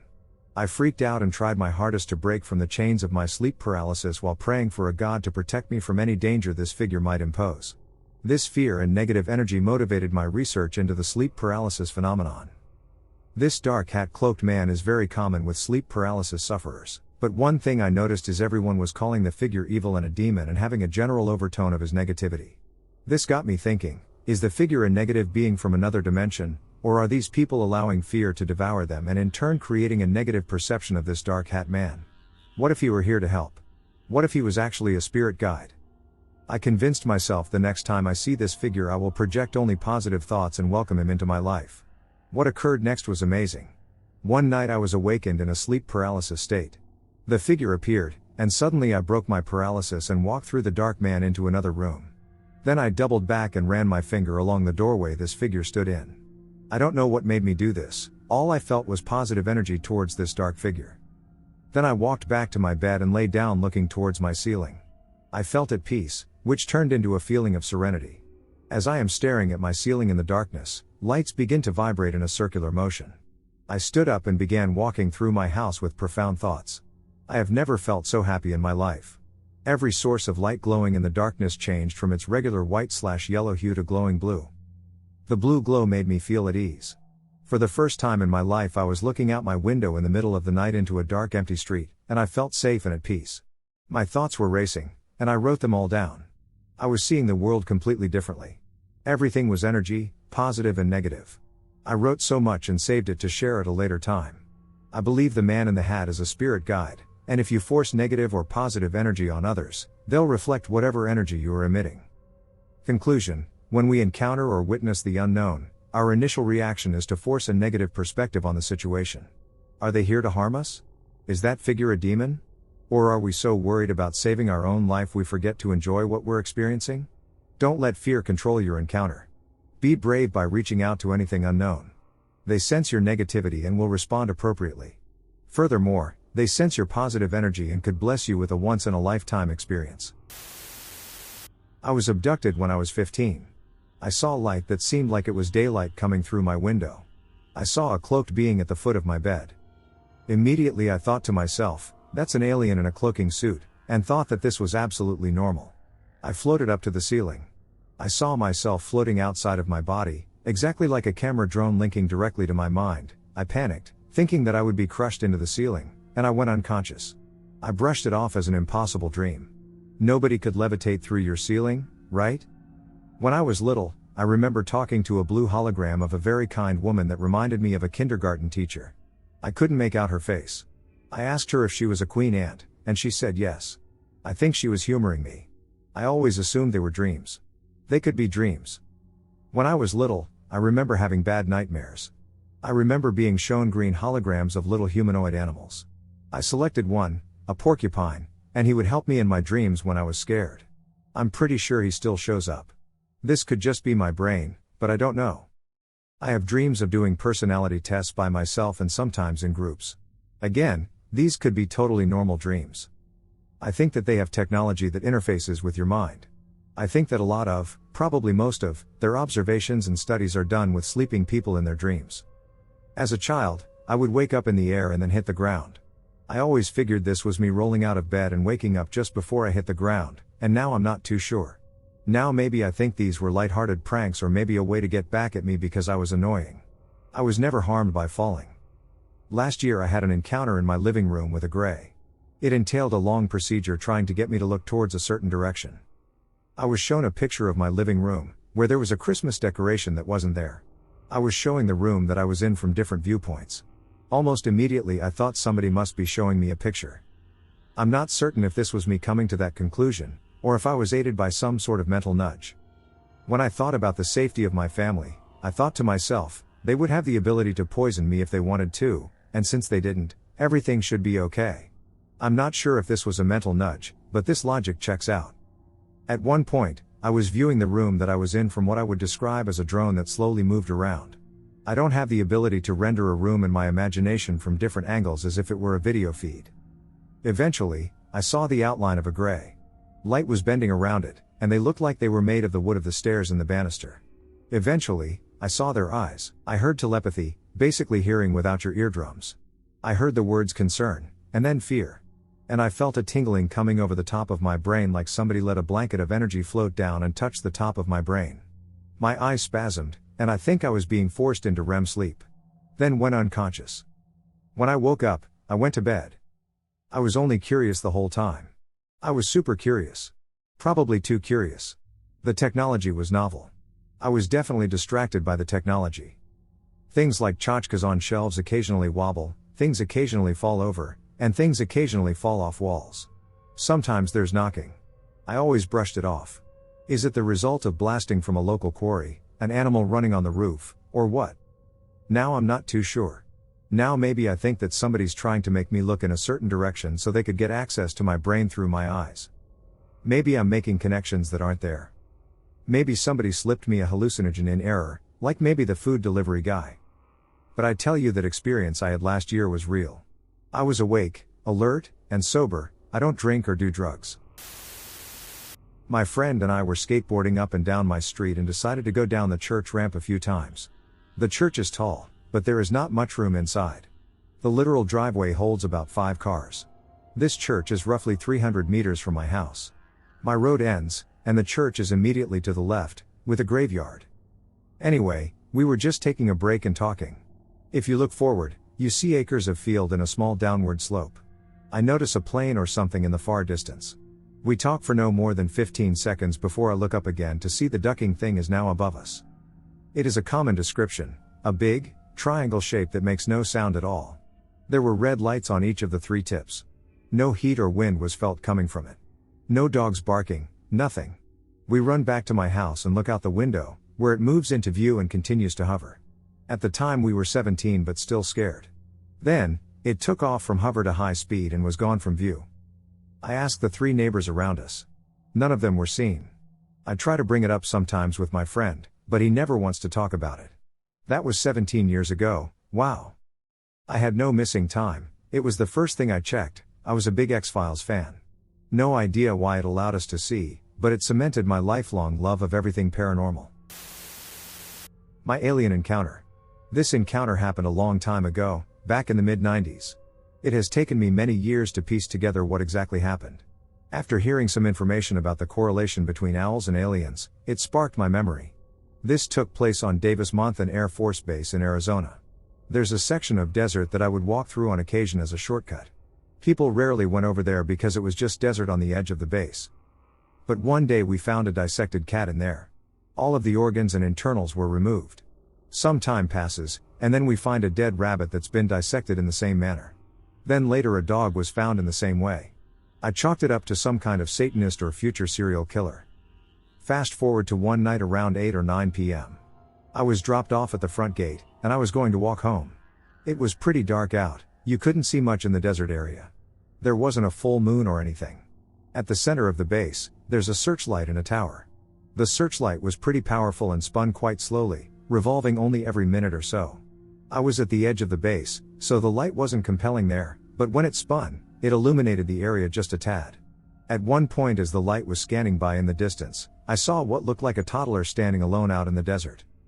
I was a little concerned as to what the kid would be doing out there all alone at night. So I walked over to check it out. Like I said, it was pretty dark out, so when I got to where I saw the kid, I didn't see him immediately. But then seemingly out of nowhere I looked down and over, and I thought to myself, holy shit, is that a? Then out of nowhere I see this being that is glowing blue, about 7 feet tall, and floating without feet 15 feet in front of me.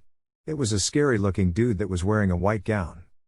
Its face appeared to melt, a snake came out of his eye, and then the face morphed and changed to other scary looking heads of beasts, and I was frozen in terror.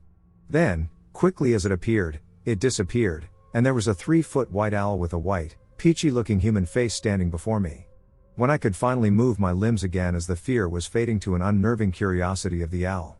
I have had enough with whatever the hell was going on here, and I started backing up slowly and turned around to walk off quickly, keeping an eye on it to make sure it wasn't following me. This was a lot to unpack. I had seen what nobody would believe if I even told them. So I kept that to myself for years. Time goes by, and the fast future becomes a few years ago. I see hologram Tupac. That's when it hit me that the bogeyman in the desert looked just like a hologram. And before all that scary stuff went down, I had almost forgotten what had led me there in the first place. Somehow I had forgotten about the split second before that demon thing popped up. I had looked down and saw a 3-foot tall gray alien. But before my mind even had time to process it, that demon thing popped up. I don't know how that part got pushed out of my mind for a bit, but later I vividly remembered seeing that little thing. When the demon thing popped up, it distracted me from it so quickly I had forgotten. After seeing Tupac, it dawned on me that it was indeed a hologram that I had seen, and the alien succeeded by distracting me from it. I did some research, and no such white owl exists, so I'm still not quite sure how that factors into it. But like I said, there's somebody I read about that found some correlation between the two. Alien in room? Last night I had a really weird experience, but at least it somehow got a positive ending. It was like 2:20 a.m., to be honest, nothing felt wrong until I opened my eyes. I was half asleep, but I could clearly see the typical alien gray head behind a chair that is close to my bed, well, nearly all of its face. I could not move at all. In fact, I tried so hard to move that my right leg started to shake because of my effort to try to move. It looked ghostly, it was not fully defined, and it was white, but the face, it was basically an alien. I could not see the body. The head, which was huge, by the way, was at my bed's height, so it was probably crawling or something, I don't know. The moment I opened my eyes, I wanted to do something, battle it, get rid of it, or something. I used all of my strength to try to move. I could see this thing because I often sleep with my lamp on. If I turn it off, I start to imagine aliens around me for reasons I don't understand. My lamp was what allowed me to see this thing. Without it, I could not have seen anything. I simply could not move, my body would not respond. Then, for some reason, I started to pray, saying, Jesus Christ protects me, Jesus Christ sets me free, Jesus, don't let it take me, and all of a sudden, it vanished and I could move. After that I stood awake for a while, but I didn't get out of my bed, I was too exhausted. I just kept thinking about it and looking at the same spot while I was spooked out. I am not even a Christian, nor do I practice any religion, but somehow Jesus' name got me free from this thing. You could even consider me an atheist. Even so, I am open to the idea that spiritual stuff does exist. From what I've read from a few reports on the internet, several people have been set free from abductions and alien encounters by praying to God or whatever they believe in. I really don't know what to think of that, but it seems like that just happened to me. Before this encounter, there were 2 full power cuts in the neighborhood over the last 2 days, with one occurring each day. On the first day, there was a short power cut around 11 a.m., and on the following day, there was a fairly long one at around 2 a.m. Have you experienced anything similar to what has happened to me? Oh, and I hope I don't have to see that thing again, they scare me a lot. Face-to-face encounters with aliens. 1. An alien artifact. On August 14, 1965, João do Rio was fishing in the Paraíba River in Cruzeiro, São Paulo, Brazil, when a disc-shaped craft landed nearby. A small humanoid emerged and spoke with him, asking João to tell the world about the ETs. João said nobody would believe him. The ET gave him a piece of metal, apparently to help prove his experience. Sadly, this led to big problems for the witness when military folks showed up. 2. They want me. Tyler was just a kid when, one night in June 1966, he stepped out of his home in Scotch Plains, New Jersey, to take out the garbage. A UFO appeared, and looking down at him were 3 humanoids. He ran inside and told his family. They came outside, but the craft was gone. It had been daylight when he stepped out, but now it was dark. He was missing time. They called the police and learned that others had also seen UFOs in the area. The next day, the military showed up at his home and threatened him not to talk. Then came the weird dreams and OBEs. 3. 3 glowing humanoids. At 2:30 a.m., on December 14, 1972, a man was driving near his home in Lahala, Finland, when he saw 3 glowing beings cross the road. He fled the area but returned with his friend. Both men saw the short glowing humanoids move into the forest. Unknown to them, a man just a few miles away saw a UFO around the same time. 4. A gray took me away. One afternoon in May 1975, 4 siblings were playing outside their home in Oklahoma City, Oklahoma, when a silver UFO appeared overhead. They felt like it was watching them, so they fled inside. That evening, 2 of the sisters who shared a room were shocked when a gray alien appeared, taking one of the sisters from her room. The other sister confirmed that her older sister was missing the entire night. 5. IT had no face. On the night of January 11, 1976, 14-year-old Bobby F. was walking to a friend's house in Hamden, Connecticut, when he saw a glowing humanoid floating above a field. He ran to his friend's house. He returned with 2 others, and all 3 saw the creature. One of the kids shone a flashlight at it, which made the creature fall back. But it soon returned, until the other kid pulled out his shotgun and fired. This time, the creature left for good. 6. The leaping alien. At 5:30 p.m. on October 15, 1977, a mother and daughter drove along a country road in Midland, Michigan, when, without warning, a humanoid leapt 30 feet out of the woods, landing in the middle of the road in front of them. They slammed on the brakes and watched as the creature leapt another 30 feet into the woods on the left side of the road, leaving both witnesses stunned with disbelief. 7. Humanoid encounter on River Styx, RD.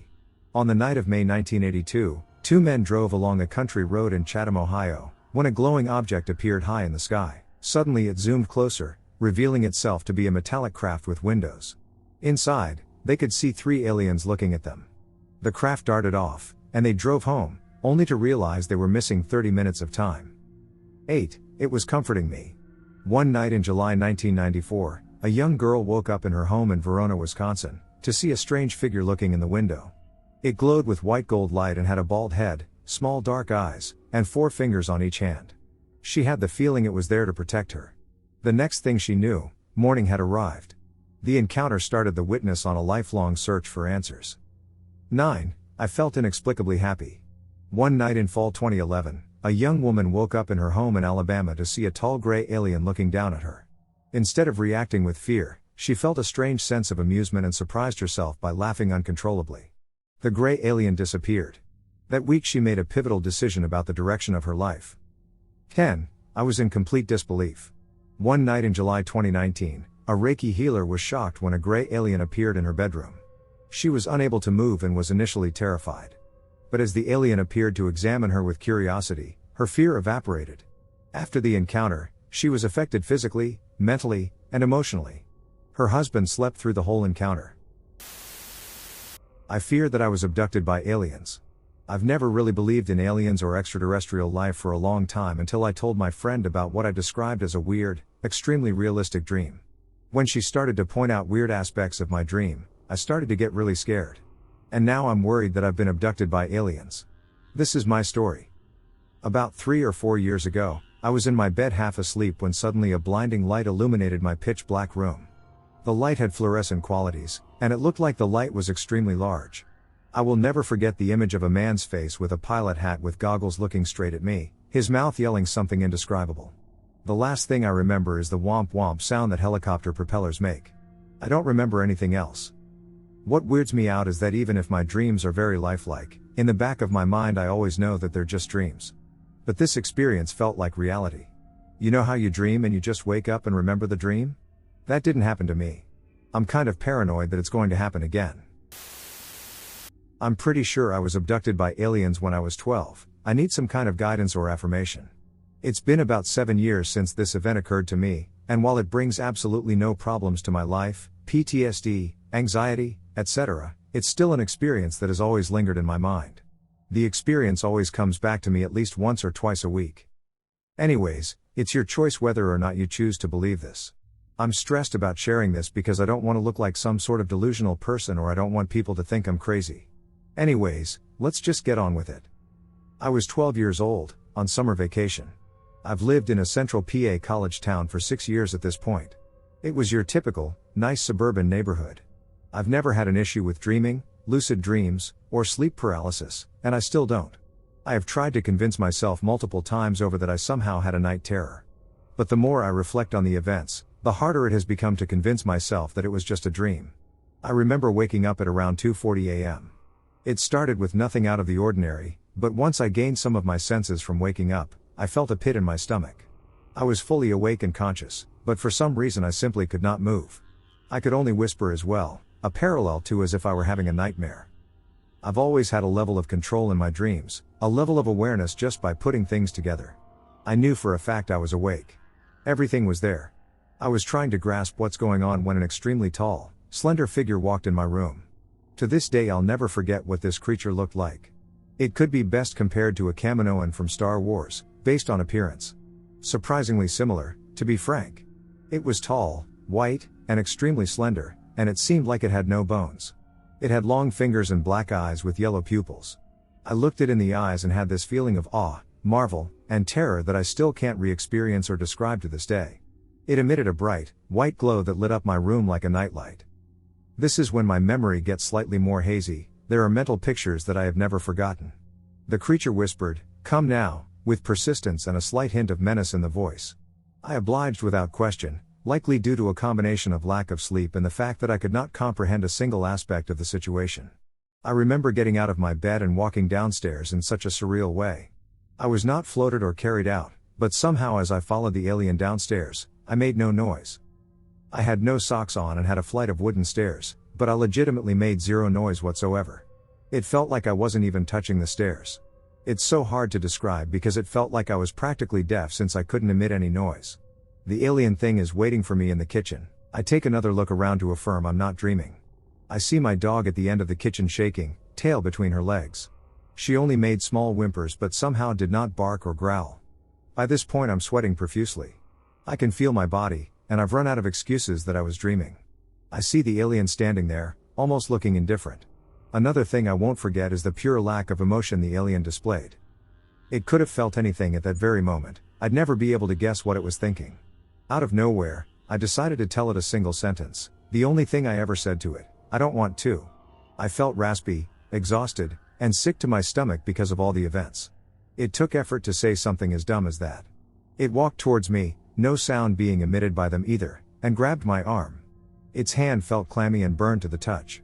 Nothing horrible, but it was sort of like gripping a hot cup of coffee based on how hot it felt. I held back any kind of fight or question, still because of my exhaustion. We get back to my room, and the thing picks me up with almost no effort and half tosses/places me back onto my bed. It then slammed the door very loudly and practically vanished at the same moment. After the door slammed, only 30 seconds later my parents barged in. They're asking me what the hell just happened. The look on their faces when they saw me in my state looked like they were shocked. I was drenched in sweat. I noticed my arm and almost burst into tears. You know when a friend slaps you on the back really hard and they leave a handprint? I had it running up my arm and could still feel the burn from the grip of the alien. My dog soon enters the room, and she's shaking as well. The dog whimpers more and starts licking my face. My whole life, even at a young age, I thought paranormal and aliens were bullshit. I've never been interested in that kind of stuff, and my friends never said anything that made me believe otherwise. My parents listened intently to my story. I was surprised they genuinely believed me. However, they never took it to authorities, or the news, or even family/friends. It stayed a secret. I guess I understand and almost don't blame them because of the social stigma behind aliens. Both my parents are in respected positions in the community, and I'm sure they'd come off as crazy if they made claims like this. I never mentioned this to anyone before. It has only visited me one time after, but for some reason, I did not feel the same fear or shock I felt in my first encounter. It disappeared in a flash of a second, but it was still unmistakable. If you have any encounters similar to this, please let me know. This alien/creature has always crossed my mind for years. Once again, it isn't affecting my life whatsoever, but I simply cannot keep this story pent up. Childhood experience that gives me goosebumps to this day.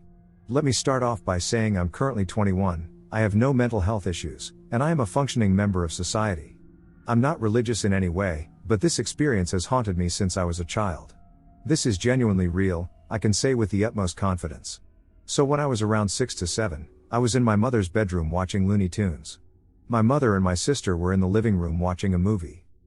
All I can remember about it is the cover is a dude about to spear a saber-tooth lol.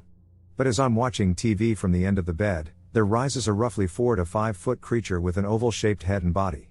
It had beady red eyes that were about 8 inches apart, along with a tiny, sliver-like mouth. It was mostly brown, but at the same time, it had darker, wrinkly parts all over it. Even while typing this I get goosebumps. I immediately threw the blankets over my head, hoping that they would disappear when I pulled them down. But when I did, it was still there but facing the TV. I said hi, and it instantly shot back down. I started screaming and crying immediately and ran into the living room. I thought it had gone under the bed, but when my mom checked with her flashlight, nothing was there. I was shook to the core and scared to sleep alone for about a month after it happened. Once again, I want to clarify that I'm not religious. I'm not suggesting it was a demon or an alien. I've always tried to rationalize experiences I've had in life and be practical. However, I know deep in my core that I experienced it, and it continues to haunt me to this day. It was not a dream. I did not imagine it. I do not think it was a ghost or alien, but I can't rule out any possibility of a ghost or alien. Honestly, I have no clue what it could have been, but I know for a fact it was real. Possible alien abduction attempt. I think I might have experienced an attempted alien abduction. I was reading in bed when I started to hear a rustling sound toward the end of my bed. We have a bit of a mouse problem in my house, so I sat up more to investigate. As I sat up, there was the sound of a large, strong gust of wind, and my blankets and some papers from my latest cross-stitch pattern started flying everywhere. As I bring my hands up to stop the papers and my hair from hitting me in the face, I start to see a bright blue flashing light, and the wind sound gets louder. Finally I feel the sensation of slowly being pulled upwards and backward toward my window. I started to kick out and struggle, and then it just stopped. I'm suddenly on my bed gasping for air. I really don't think it was sleep paralysis the more I think of it. My experience with sleep paralysis has always involved being held down and has never involved wind or flashing lights. Any thoughts? I had an encounter with a gray alien. Today I am 25 years old, but when I was 13, I had an experience that changed my life forever. Like many other nights, I suddenly woke up. Usually I just changed position and watched my room illuminated by the moonlight with that bluish tone and went back to sleep. My bed was next to the wall, and I was facing it, but I changed position with my face to the edge of my bed, facing my room. I wasn't thinking of anything in particular, I was just watching my room, and suddenly something tilts, and we come face to face. It was a typical gray alien with a big head and 2 giant black eyes. I panicked, and the only thing that came to mind was to cover my head with the bedspread. I was so scared that I didn't even think about calling my parents for help. I began to think that maybe I had imagined the presence, but I was too scared to uncover my head and check if it was really there. Then I felt a tap on my shoulder, as if someone was trying to get my attention, though I didn't consider that at the time, and in that moment, I knew it was real. During that time, I used to believe in God. I no longer do, for reasons that are completely unrelated and emerged many years later, so I started praying and asking God to make it leave me alone. Time passed, and I was debating with myself about uncovering my head to see if it went away, that maybe I imagined the tap on my shoulder too, but again, I was too scared, and then I felt the tap on my shoulder, confirming it was real.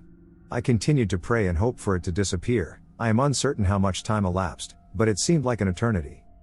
At some point I decided to surrender to my faith and try to sleep, hoping that the next day it wouldn't be there. The next day, it was indeed not there. I told my sister, and she believed me. My mom doubted but still told me it was possible, and my father didn't believe me. I started to look for rational explanations. First, I thought about sleep paralysis, but as I said, I moved normally to change positions, and I was very awake. I considered it a hallucination, but I've never had one before or since. Someone told me that it could be sleep hypnagogia. Apparently, it is possible to feel completely asleep, rather than in the transitional state associated with sleep paralysis, while still experiencing hallucinations, making this a significant possibility. The thing is, I don't know how much time that state endures, because a lot of time passed between one tap on my shoulder and the second one.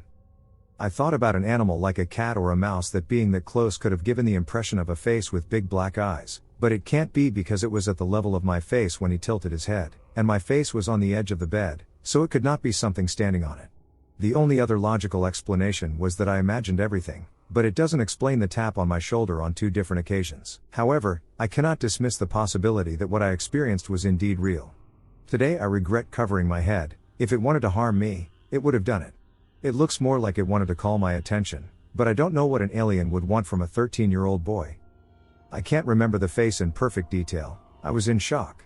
It's similar to when I was robbed on the street. I remember details about the robber, but his face feels blocked in my memory due to the intensity of the experience. I understand now, thanks to psychology, that this is called repression. For many years, I have looked at my room at night, talked to it, wished for its presence, apologized for my reaction, and tried to understand what it wanted from me. I feel that if I had not reacted that way, I might have discovered a whole new world and possibly even become friends with it. I feel guilt, but I understand that fear of the unknown is normal, and I was just a kid. I still have hope for it to come back. If there was any possible way to contact it, I would 100% take it. Maybe one day I will see it again. I have hope. That's my story. Have you ever experienced something similar? Aliens with huge blue eyes and silver skin. No. I've never been on hallucinogenic drugs, nor was I on anything before or after this time. Basically when I was 15, just a sophomore in high school. I remember this specifically happening on a Wednesday because during those times we got out early on Wednesdays due to the school's budget cuts. Anyway, it was the last period of the day, and it was raining outside, so our teacher just decided for us to watch a documentary on the Vietnam War. Nothing space related. While sitting there in my seat just watching it on the smartboard, sooner or later I got the feeling of being watched. I assumed it was my teacher for a couple of minutes because he was in the back of the classroom behind all of us watching the documentation as well. And I thought he was just keeping an eye on me, but the longer I sat there, the heavier the feeling of being watched got. So out of curiosity, I turn around behind me, expecting him to make eye contact with me. He wasn't. I see him in the corner of the room. Between his desk and computer was a tall being, looked male, with silver skin, blue human-like eyes, and a huge head. It disappeared a couple of seconds after I made eye contact with it. I did tell my other classmates about it. Someone tried to say it could have been the sun. But like I said, it was raining, and the blinds were closed. Others just didn't believe. I kind of still believe what I saw, because I think my grandmother had experience with aliens too, and I saw a triangle-like UFO with 3 white dots in each corner when I was younger. So yeah. I'll start by disclaiming that I don't use drugs or have a history of mental illness. Also, it's perfectly fine if my story doesn't resonate with you or you just don't believe it. I completely understand where you are coming from, and you are entitled to your views, and it's not my intention to change them. I'm just sharing my experiences. I discovered Dolores Cannon's book 3 Waves of Volunteers, which talks about space people's agenda related to enlightenment on Earth. The book documents channeling sessions of hypnotized experiencers, and the accounts carry a very positive and consistent message. In her books, Dolores says that if one is pure-minded and is interested in having an encounter, it will happen. My first one was a few months after I read the book. I was on a plane, and I asked if I could see them. I'd occasionally ask them in my head, and this time finally something happened. 3 to 5 large light discs appeared plane side, moving fast in and out of a triangular formation. There were really thick clouds under the plane, so they couldn't be from the ground. I thought, perhaps the plane is projecting these light discs. That's when we passed them and left them behind. So they were not projected from the plane. I was so excited and wanted to see them again, then they suddenly reappeared near a different area of the plane, still 30 to 50 feet away from me at most, and just kept going for a while. I was in the last row and looked up to see if anyone else was seeing them, but it didn't appear so. It was 9 p.m. and dark outside, and it was toward the end of the flight, so I think most people were asleep. Finally, I was like, it's time to record this. I fumbled for my phone, turned on the camera, and looked up to see them gone. After months of contemplating over this, I felt they didn't want my life to be affected by something like 15 minutes of internet fame. The second encounter was in my bedroom. Please note that during both I was sober, and I don't have a history of mental illness or hallucinations. At worst, I have some anxiety. I was reading another Dolores book before bed. Her books were like a key into another dimension for me, and I felt happy. After turning off the lights, I realized I didn't really feel sleepy, so I was just looking at my ceiling. I immediately saw a very faint light move across it. It was definitely one of those maybe I saw it, or maybe I didn't moments. So in my head I was like, hello there, please come forward and say hi. I was honestly just kind of joking. Then suddenly a very bright, 2-foot, crescent-shaped object appeared in the ceiling. It remained near the ceiling for, I'd say, 5 to 7 seconds. I believe it was a craft, as the back ends of the crescent had little hinges as if for docking or anchoring or something like that. Again, the entire thing was just bright light, no metal parts of any kind. When it appeared, I felt my heart skip a beat, and my chest had this electrocuted feeling from it startling me. I sat up in the bed in complete disbelief. Part of me knew it was benevolent, and part of me was completely freaked out and having a cognitive dissonance trying to process that a freaking object materialized in my home, in the place of my safety, just out of thin air. I felt them being confused. Like at first they assessed I was happy, fearless, and intended on communication, but now that they appeared, they were watching me freak out a little and weren't sure what to do. I believe not scaring the crap out of people is a part of the non-interference guidelines, and so after hanging there for maybe 7 seconds, they disappeared. I immediately got up to check on my cat in the next room. The internet will tell you lots of things about animals being scared of entities, so she was my first concern.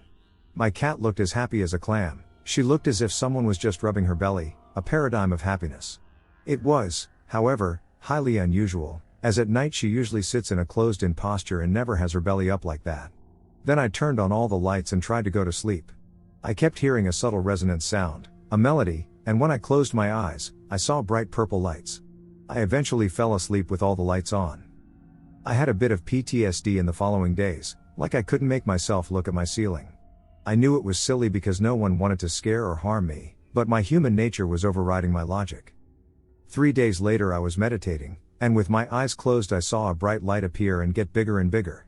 Then from behind the light came a gray female, who looked at me for maybe 2 seconds, and then the download ended. It was vivid in detail and a very stable image while it lasted, so that's how I know they were grays.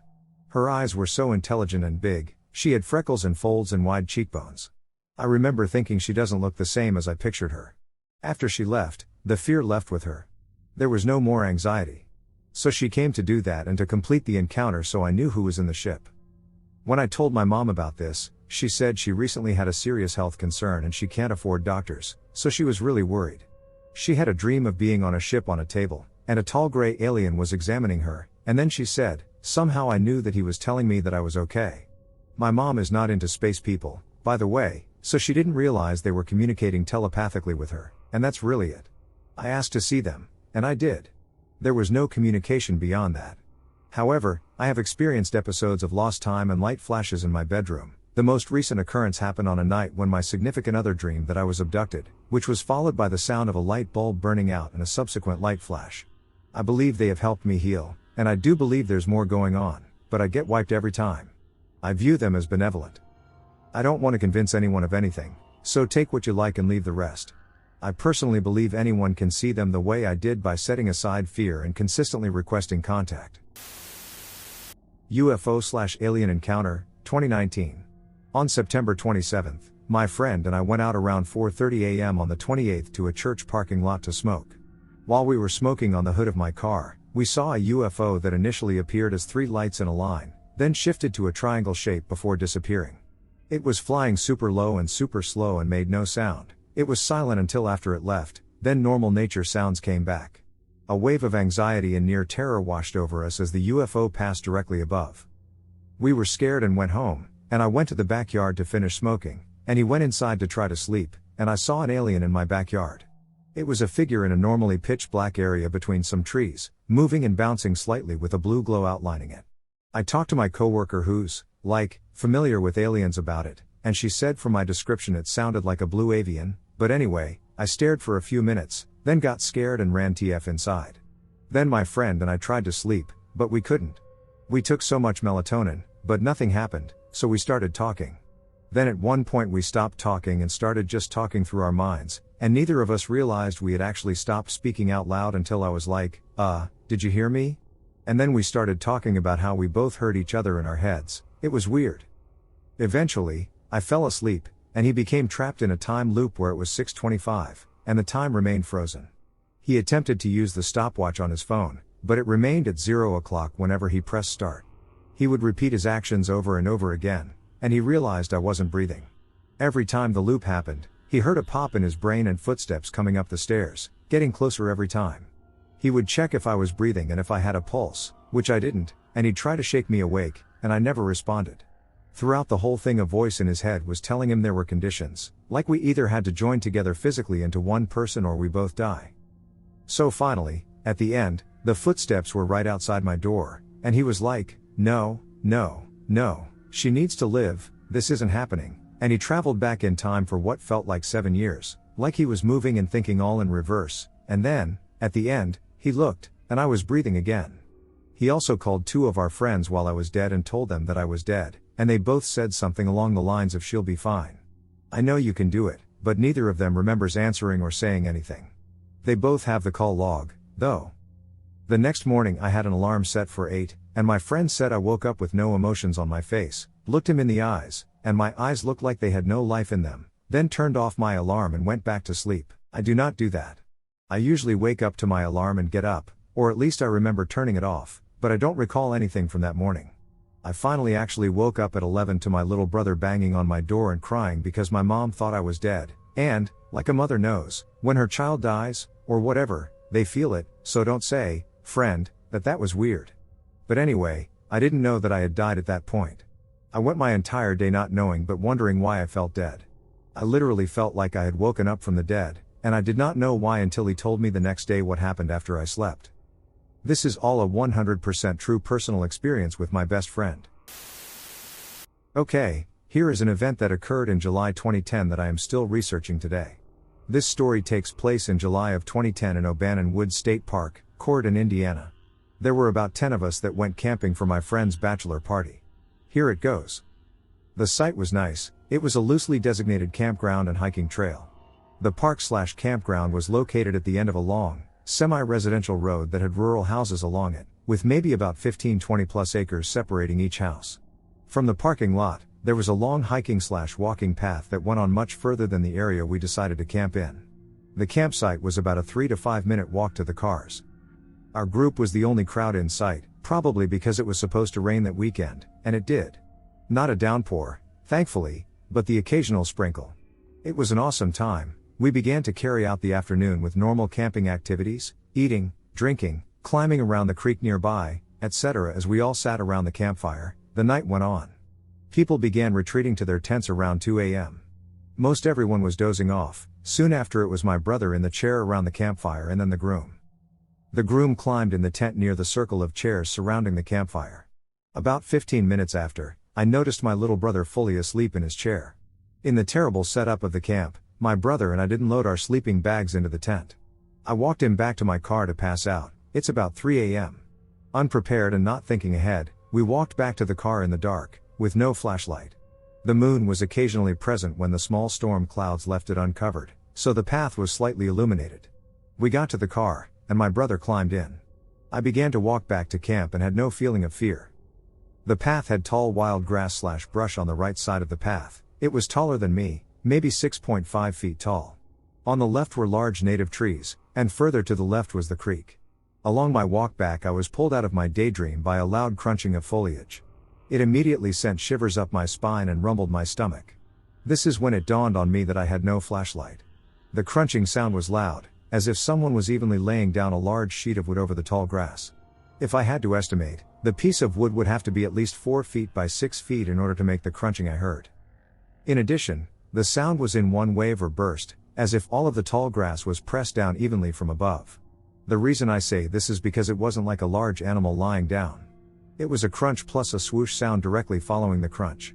It was almost like thick branches being snapped at once. At first I told myself it was an animal lying down, but as the sound continued 3 times more on my walk back, it became obvious it wasn't an animal lying down, as the crunches became louder and closer and almost rhythmic as I continued down the path.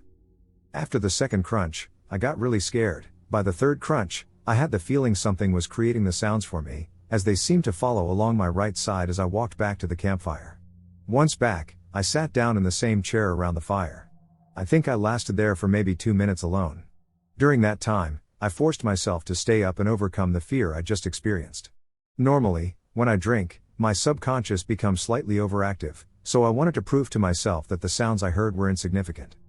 Moments later I had the feeling of someone watching me, which is nothing new when being scared and alone.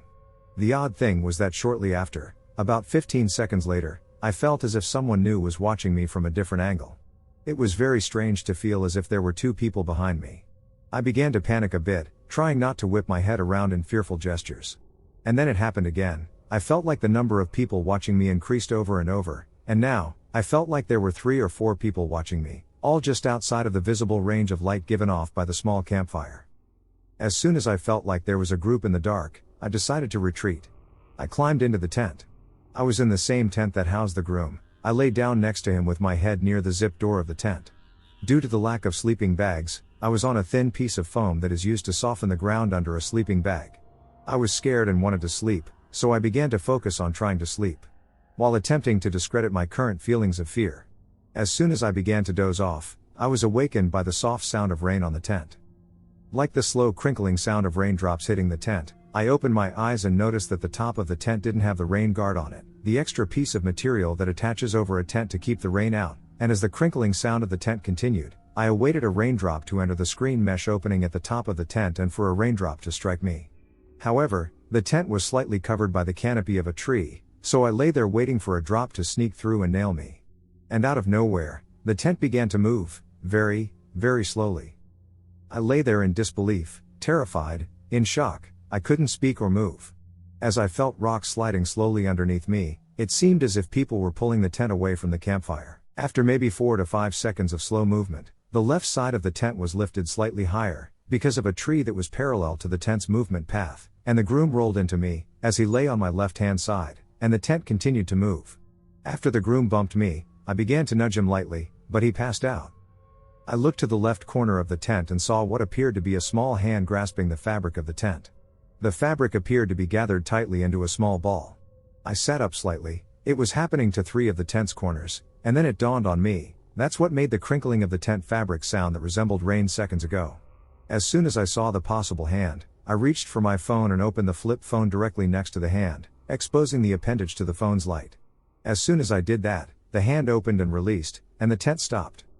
Not a move or wiggle or sound. I waited to hear fleeting footsteps so I could tell if it was another person from our group messing with me. I was terrified at this point. I was praying to hear footsteps, but I heard none, not a sound, not a pine needle snap, nothing. Now in the tent, the groom is lying directly next to me, and I begin to nudge him harder until he wakes up. He woke up and apologized for rolling into me, as he had nearly snuggled up to my left side while sleeping. I didn't want to scare him because I thought there were people standing outside the tent. I convinced him to get up and go outside with me. We climbed out of the tent, and there was nothing there. I asked if he noticed the tent being moved. He didn't, but acknowledged that he rolled into me.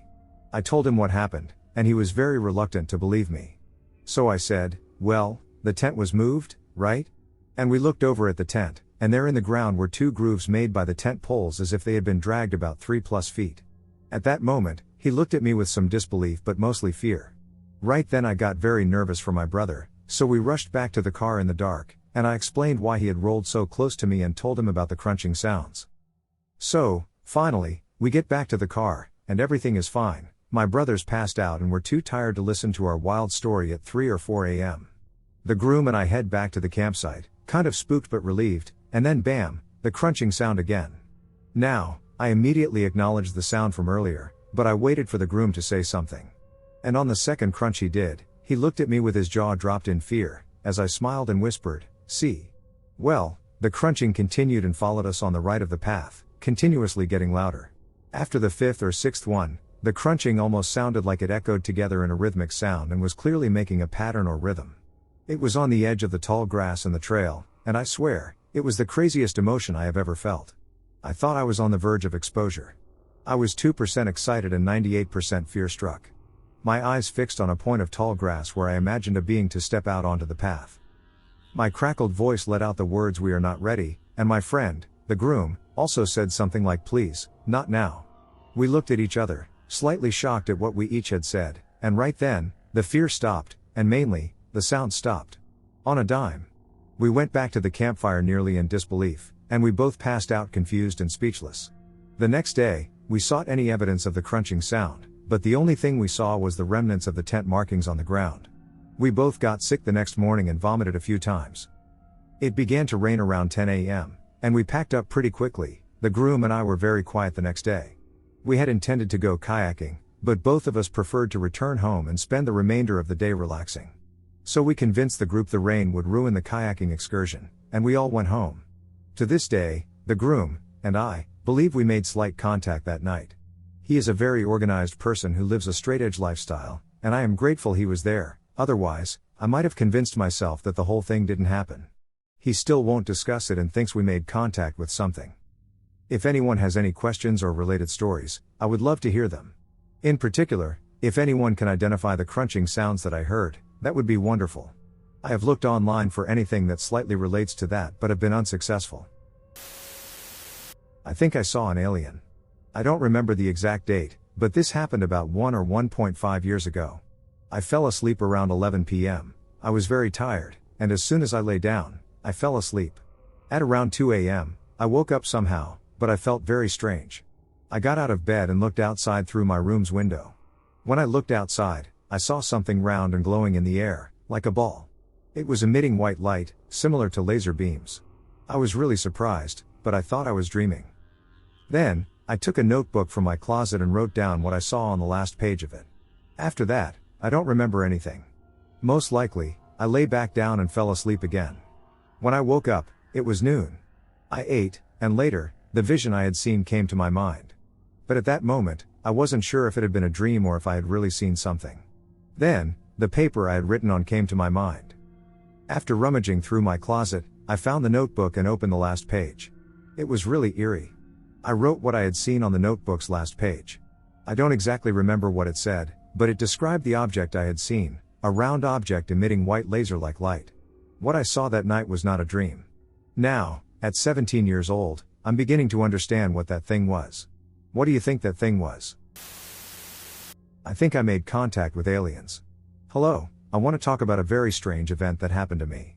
Before I start, I want you to know there isn't the slightest chance of this being a dream. I was awake at that point. I know that I was awake. So I was asleep, dreaming. The content of the dream isn't important, I think, so I'll skip that. What's weird is what happened after. I woke up, but my eyes were closed. Just black, you know. But in my mind or on my eyes, I don't know, I saw something like a sound wave or frequency. The waves were kind of dancing around, but it increased in size and frequency.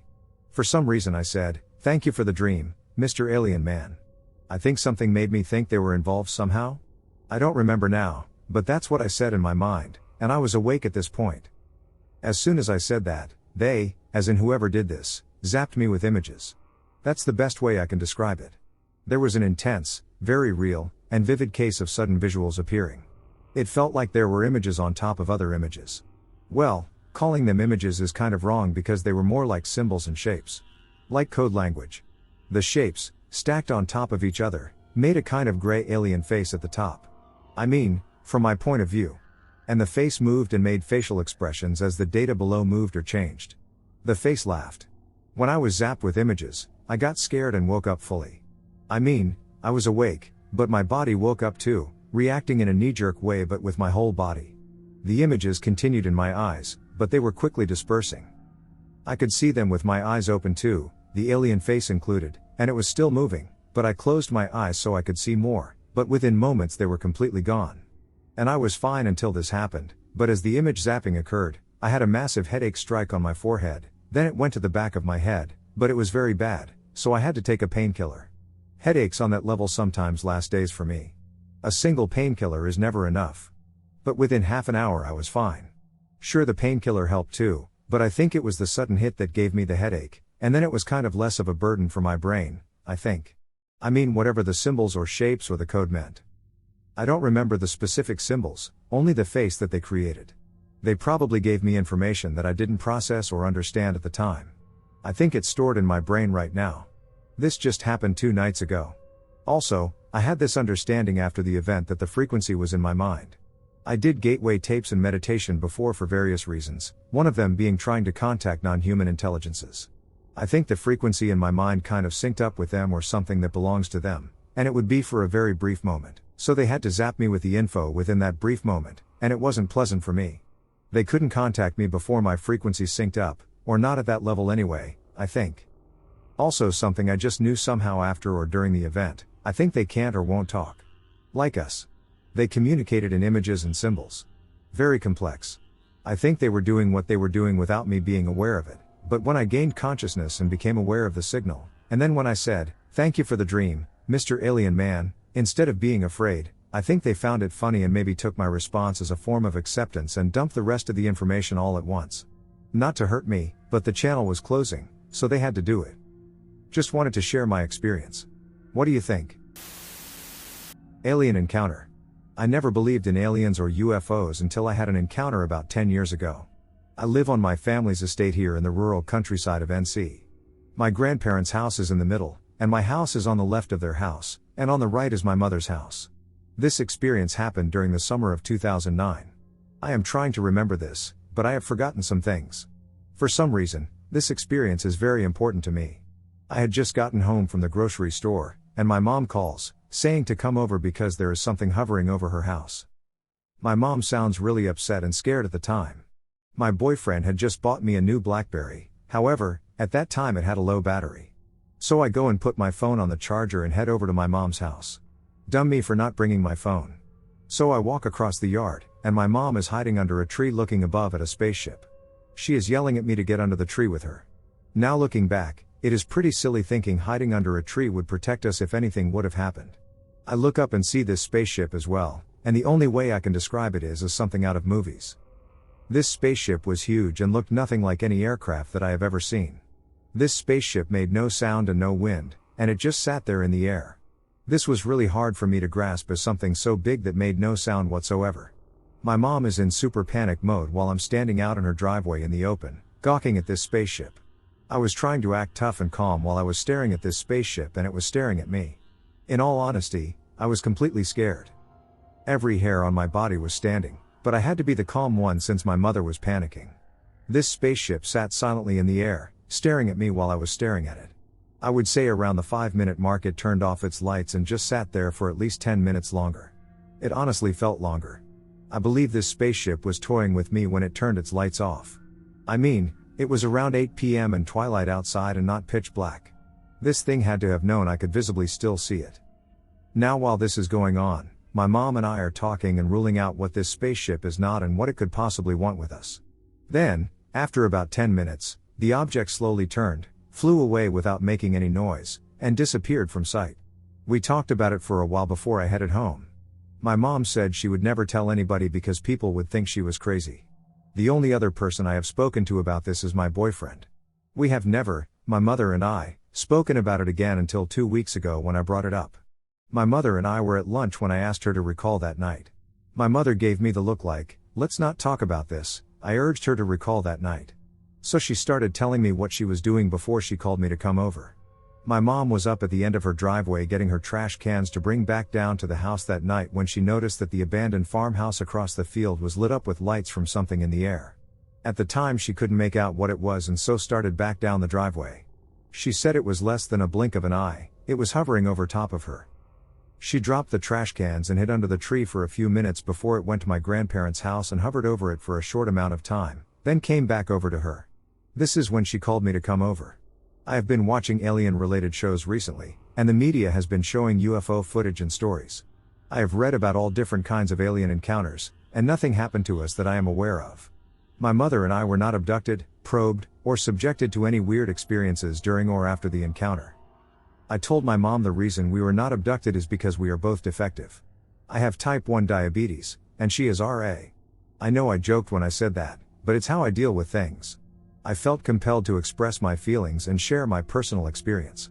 I would like to hear of other encounters and if anyone has anything similar to mine. People will choose to believe what they want to, but I just wanted to share my experience.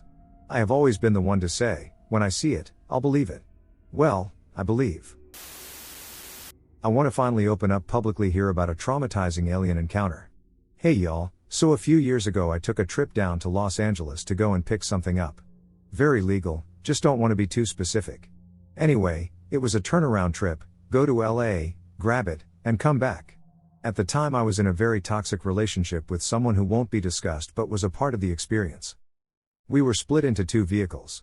I was driving a car, and my ex was driving a car that followed behind me. I had a plan to take Highway 1 into the Pacifica Santa Cruz area and camp on the beach and catch the sunset and chill with my ex. It was about 8 or so p.m., dark, and we were pulled over. I kept trying to route my GPS for the highway I wanted, but it kept rerouting me to Highway 5, I believe it was. Looking back now, it was totally like a sign, but in the moment I was becoming so pissed as I and my ex were parked for 30 minutes trying to get this thing to route us correctly. I decided, duck it, I'll just ask some locals. And that was a success. They gave me coordinates to the highway, and we were on the road. I was extremely drained as I did an 8+ hour drive to LA just to turn around and do it again. I'm a mind over matter person and can fight through my mind and body shutting down, but my ex is what had me worried. I was afraid they might become sleepy on the road trying to keep up, so I decided to call them as they followed behind me. Entertaining them with gibberish and all kinds of conversation I continued to keep their attention on the phone. We were on a very dark, narrow road and were the only cars on that road. At this point it's about 11 or even 12, and we are hours away from our destination. We were both on edge and made very small hints and remarks towards our discomfort on this very dark and narrow road. But the trip had been a success, and we were putting our differences aside and were, dare I say, bonding again. The dark road was so narrow, surrounded by trees and deep forest on both sides of the road, I became very desperate to just see a normal commuter on the highway. Behind my ex's vehicle, about a half a mile back, we got some headlights of another vehicle, and they were covering ground. The vehicle finally caught up, and it was a Toyota truck. One of those stereotypical construction crew starter kit Toyota pickups. It could have been anyone in that vehicle, but it felt good to just know we weren't alone. Subconsciously, I put my foot heavy on the gas, as the creepy narrow road was just something I could not ignore. Mixed with the lack of sleep and body crash, I just wanted to get to city lights and a more populated area, so I began picking up speed at a consistent rate. We eventually lost the truck. Way in the back, you could see their headlights. About 45 minutes or less goes by, and still not a single car on the road. Now that I remember, I believe it was a one-way. We caught up to no one, and no one seemed to have caught up with us, but the truck from earlier was now in the dusty distance. There was a moment of silence over the phone, as occurred often during the drive. Every now and then I would say, surprisingly, "Babe, you still up?" To which I'd receive a slightly delayed "Yeah, babe, I'm up," from my ex. The confirmations always gave me a slight relief and a boost of confidence to persevere through my tiredness. Up ahead on the road, about 3/4 of a mile, there were these lights on the right-hand side of the road, off in the middle of the trees but also right on the side of the dirt road. I immediately sighed with relief, because after driving such a long distance and seeing absolutely no one on this dark narrow road, there was a sense of excitement to see they had a construction crew working and monitoring the area. As I continued to get closer, there was this very bizarre feeling. The feeling like what you were seeing was different than what you were used to. Very similar to how a dead body looks. So damn foreign, as you're used to an animated body, with light behind the eyes, and soul and spirit. The lights up ahead were very strange. Like perfect orb-like objects. I figured I was super sleepy and was just getting into the dark and worrying parts of my mind. I've always been anxiety prone, but I've developed a great sense of mental control over the years. But it was time to trip out. As I began to get closer, I noticed I didn't see any humans present. Just these eerie lights on the side of the road, but somewhat deep into the forest. Silence drowned the Bluetooth phone audio, and I began feeling uneasy. As my vehicle approached the mark several yards away from the lights, it was completely not what I had thought or hoped. There were these floating, perfectly circular orbs that seemed to have been extracted from what looked like a wrecked craft of some sort. I absolutely could not describe the white orbs if I wanted to. It was simply you literally had to see it to wrap your head around it. I used the color white to describe them, but it was really like some other derivative of white I've never seen before in my life. The glow was otherworldly, and the movements were very synchronized. At this point, basically parallel with the sight of the orbs and my vehicle on the road, I'm absolutely spooked, but I can't help but fix my eyes on it. It was just like how you are on the freeway and see a wreck on the other side of the median. You only have so much time to analyze as your neck slowly shifts and you lose your perspective. And your back is focusing on what's ahead.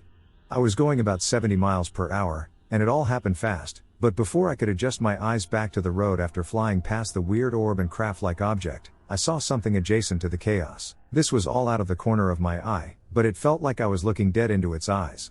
It was a humongous creature. It was hiding in the trees facing the road. From what I felt, it seemed like what happened was a complete mistake, and it was completely vulnerable. And it was trying to blend in with the trees as the vehicles passed by and not be noticed. But I ducking noticed, and it noticed me. It probed my ducking brain.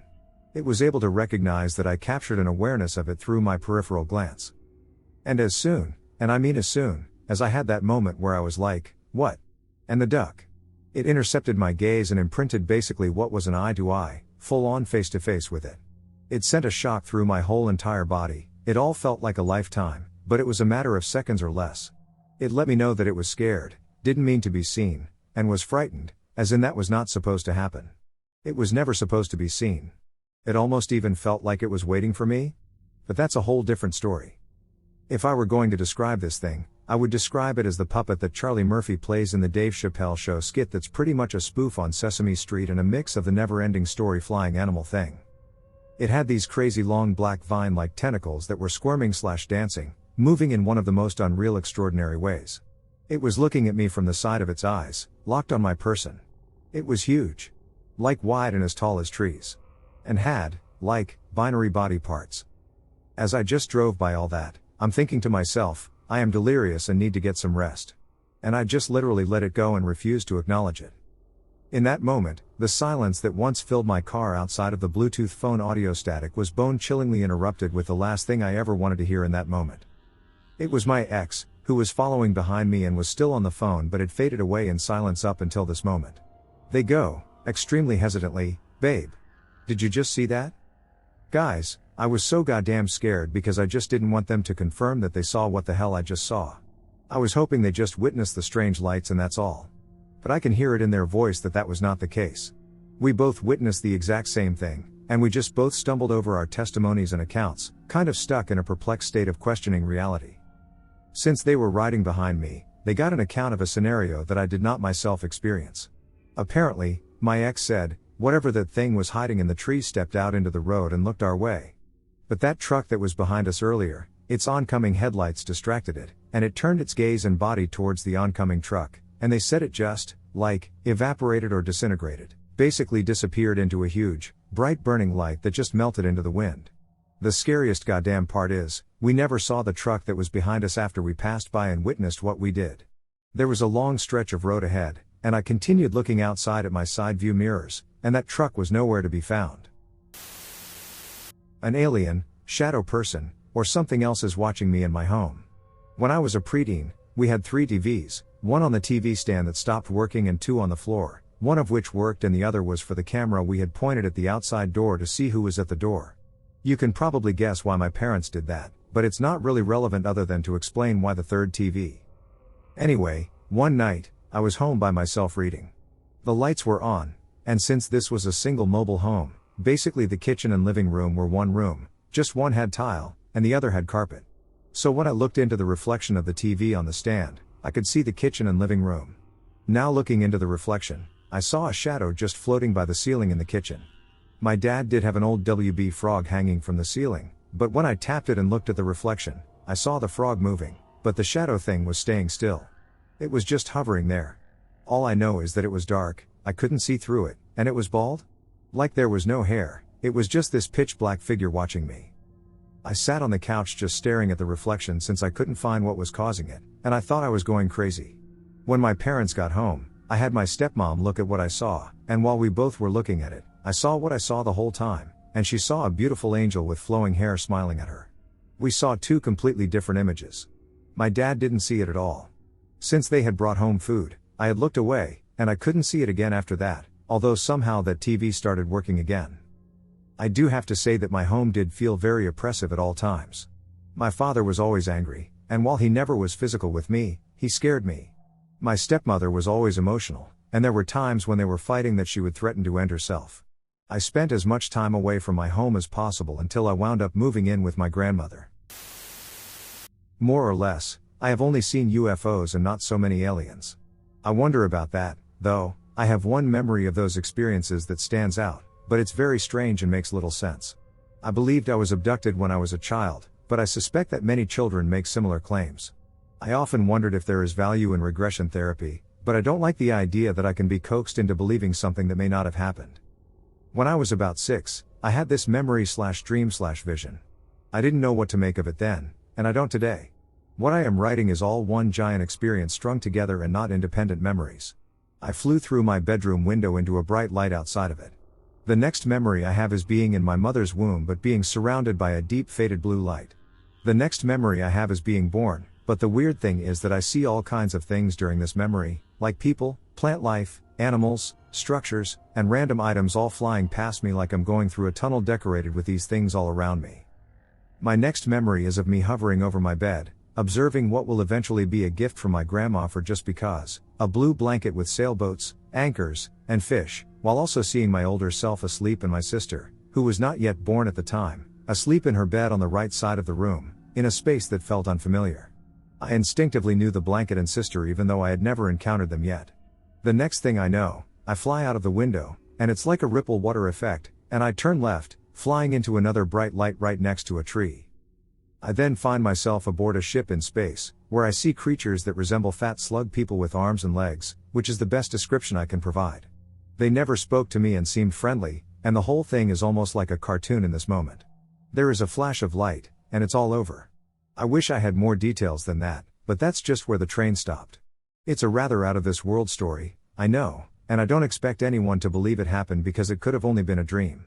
However, it is noteworthy that my sister was born shortly after that experience. I received the exact blanket I saw during it, and we moved to a new place shortly thereafter, where I occupied the room I had envisioned, with my sister sharing that room just as I had seen it. I loved climbing that tree when we moved there, and I spent hours just thinking by myself in it or hanging out with my at the time best friend. There is no amount of logic I can give you that would make this make sense, so I have told maybe 3 people about this before I just stopped talking about it. It could have been a vision I had during an abduction or a memory I perceived independently. It could have just been a dream that partly came true. I honestly don't think I will ever know. But that is truly the closest I can come up with to match what you are looking for. I had other memories, but over time they faded away. I have a terrible fear, especially when I read stories about it, of looking out my window and seeing some kind of alien or turning the corner in my house and seeing one. I avoided looking out the window at night, and when I was little, I had to make sure my curtains were completely closed if I was to get any sleep. Even now, at the age of 32, I make a conscious effort to avoid gazing out any of my windows at night due to the fear it evokes, but I manage to cope with it. I strongly believe there is life out there, but I also strongly believe that the human mind can do some fairly strange things all on its own, and since I was very little, my mind may have bent the details to make sense for a young child at the time. For years after this incident I could swear I have seen what I can only describe as outlines of people in my room at night that could walk through walls. It was as if they had a thin aura around them that was the only visible feature. They often had elongated heads. I told myself then, and I do today, that I was only imagining them, but at the time it was so terrifying that I would sleep with my whole body under the covers so I didn't have to see them. It eventually stopped around age 12 to 13. Now UFOs, that's another thing. I have seen plenty of UFOs, and they have appeared in a variety of forms. Many of those memories are fleeting too, but those experiences stuck like white on rice on a handful of occasions. P.S. Hope that helped fill the void. Interdimensional alien encounters. I don't even know where to start because the encounters have become so detailed and consistent and so many things have happened. To begin, I'll start with the change in my eyes. Everything I can backtrack to where I first started noticing things change was about 8 months ago when my vision started changing ever so slightly. At first I thought nothing of it, but as the months went on, my eyes have drastically changed. I do now believe I have something called visual snow, where my whole vision now is static in nature, like if I'm in a room, the entire space is quickly flashing static electricity throughout the air, pulsating quickly. It has depth, yet I can see objects perfectly, and my vision is better than 20/20. Okay, now to the encounters. After a while with all the static, I began to notice what I can best describe as intelligent tiny white fluff, kind of like what you would see if you squished a bunch of Kleenex, like those small floating white particles in the air, but it's more condensed but usually in 2-eye-shaped circles. I guess it resembles a dandelion floating in the air. Like a ducking ghost. It felt as if I was only perceiving a fragment of what was actually happening. So I start freaking out, of course, because this became a constant thing all day every day, these small white clouds floating around following me, to the point I can't sleep or do anything. I was so frightened.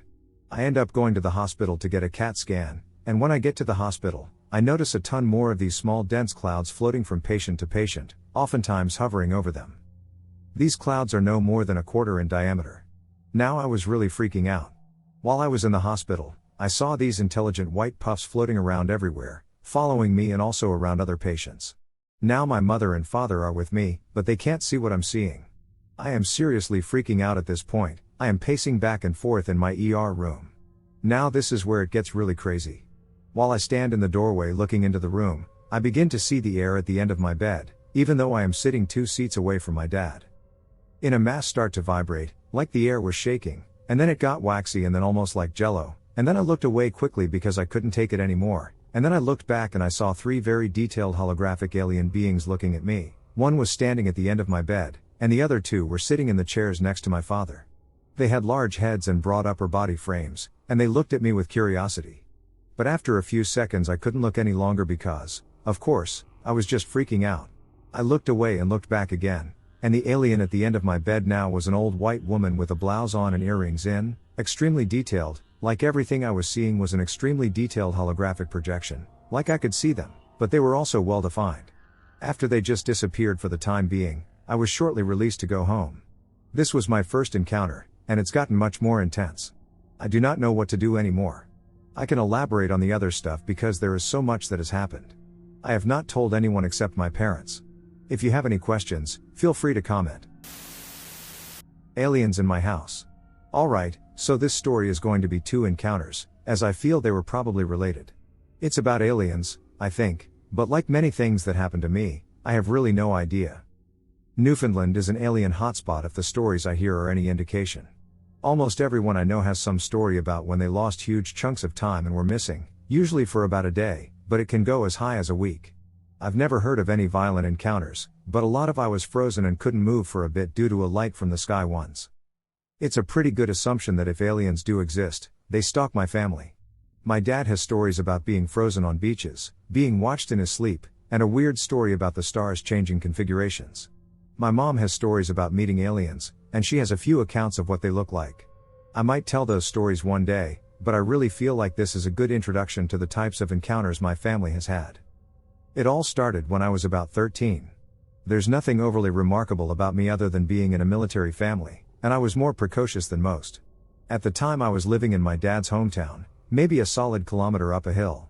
My house was a raised bungalow, meaning that all the first floor windows were about 10 feet off the ground. My window faced the front yard and was probably the only one that didn't have some kind of bush in front of it. Basically, I had a good solid view of my outside. One night I remember being woken up fairly abruptly around 1 in the morning. Not unusual for a 13-year-old, so I thought I'd go get a drink, probably pee, and go back to bed. Except when I tried to move, I couldn't. Some people describe the feeling of an overbearing weight that prevents them from moving. This wasn't that. It was like my whole body was asleep, complete with the tingly feeling and an utter lack of ability to move. I wasn't sleeping in a weird position, and aside from having maybe an extra blanket on the bed, I couldn't figure out a reason why this was happening. The only thing I could move was my head, as my neck felt asleep but not enough to completely prevent movement like the rest of my body. So, I flopped my head to one side, and that's when I saw it. In my window, roughly in the middle, was a disc-shaped object. It hovered maybe a foot away from the glass and didn't move. This is remarkable for anyone that has been to Newfoundland, where 40 km/h winds are the norm basically every day. The disc was maybe 3 feet in diameter and the better part of a foot tall. It let off this low-grade, almost LED-like hue. Reminds me of those horrible blue Christmas lights. The thing had 3 thick, prominent ridges on what I assumed to be the front of it, which was facing me. From the middle one came a red light, and the thing didn't have a lens. It kind of just emanated from this thing.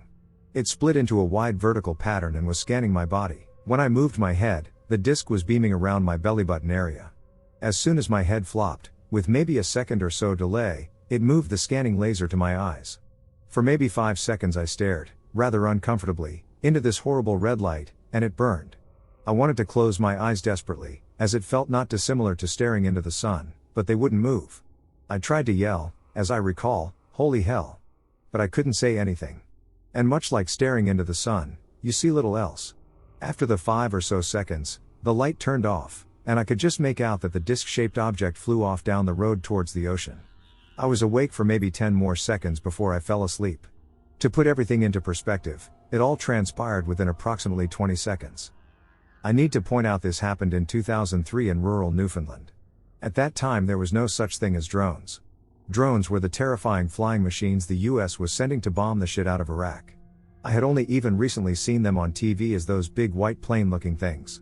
I have no real explanation for this other than possibly aliens. I had tried to talk to my family and classmates about it, but they mostly called me a loony and laughed. Eventually that night passed from me trying to tell people about it to no one will believe me, so why bother? A month, maybe 2 passes, and my life carries on as normal. The only real difference is I become shit at math. I was a top student in my class, always pulling the best grades for most of my school life until that point, given the math isn't all that hard, but I really started to suck. My grades went from 90s to 60s, often 50s, and sometimes even failing in the math I was able to do not even 4 months ago. No one was concerned for some reason, but that was a frequent theme in my teen years, so I was now just the kid that had fallen from grace. Still had amazing grades in everything else, just never again in math. So, one night I remember being woken up. Again my body felt like it was asleep, and again I had some control over my neck. But I remember this like I remember a dream, but there are way too many details for it to be normal, but I'll get to that. The first thing that hits me is the blinding white light. It was coming from outside my window, brighter than stadium lights, and coming from who knows where, but I knew it was close to my house. All I heard was a low, growling hum coming from outside. In my room, where 2 of those discs I had seen before were shining a wide red light all over the room, which dampened the sheer brightness of the light outside enough that I could see. Then I see one of them. It walks into my room, and I remember being scared-ish but largely indifferent. It was easily over 12 feet tall and was uncomfortably skinny. Its arms and legs were way too long for the tiny torso it had, about the size of maybe a child. They were multi-jointed in at least 7 places that allowed it to fold up its arms and legs enough that it could fit in my room. I have no doubt that if it were to fully extend all of its joints, the thing could easily top 20 feet. It had hands that had too many joints on the fingers, way too many fingers, and no thumbs. They were in a half circle around its pretty round palm and generally unsettling now that I think about it. It had a head, a huge head, but it lacked any real eyes except for maybe tiny pinpoints where a massive socket would otherwise be. It had no nose, no hair, no real chin, and 2 holes where our cheeks would be. I'm guessing that might be a mouth, but hell if I know. The head was thin because, of course, it was thin, and it resembled somewhat of an oblong pancake.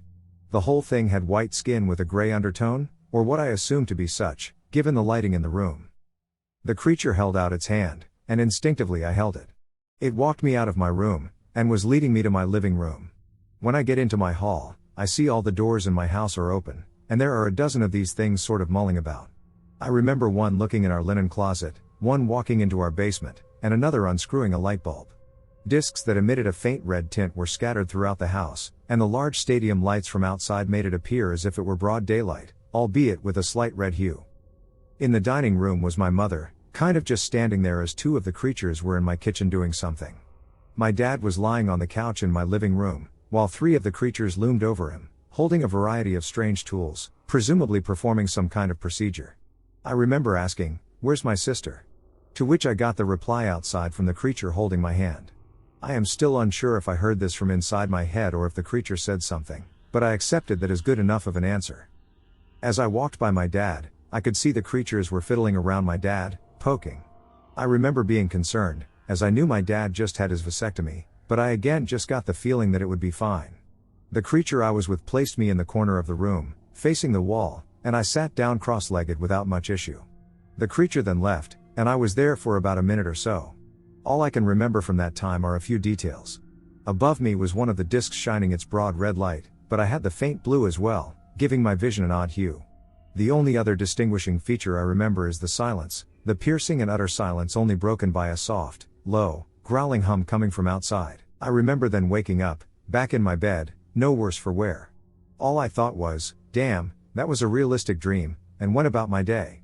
The only difference is I had, and still have, a small lump on the back of my neck the size of a split pea.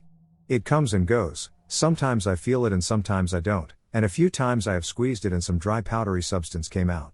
I just assumed it was weird pus, but if it ever happens again, I might try to get it looked at. A few years go by, and I and my dad were chatting, and we got on the topic of aliens, one of his personal favorites. I tell my dad about the multi-jointed creature thing, and before I can get to the point where I reach the living room, he says, "I had a dream like that. A bunch of skinny white men with hoods. Red hue over everything. I remember seeing them sit you in a corner, and you just sort of stayed there for a bit. Crazy dreams, eh?" I asked if it seemed real to him, and he said, "Well, yeah. I have had those kinds of dreams since I was a kid.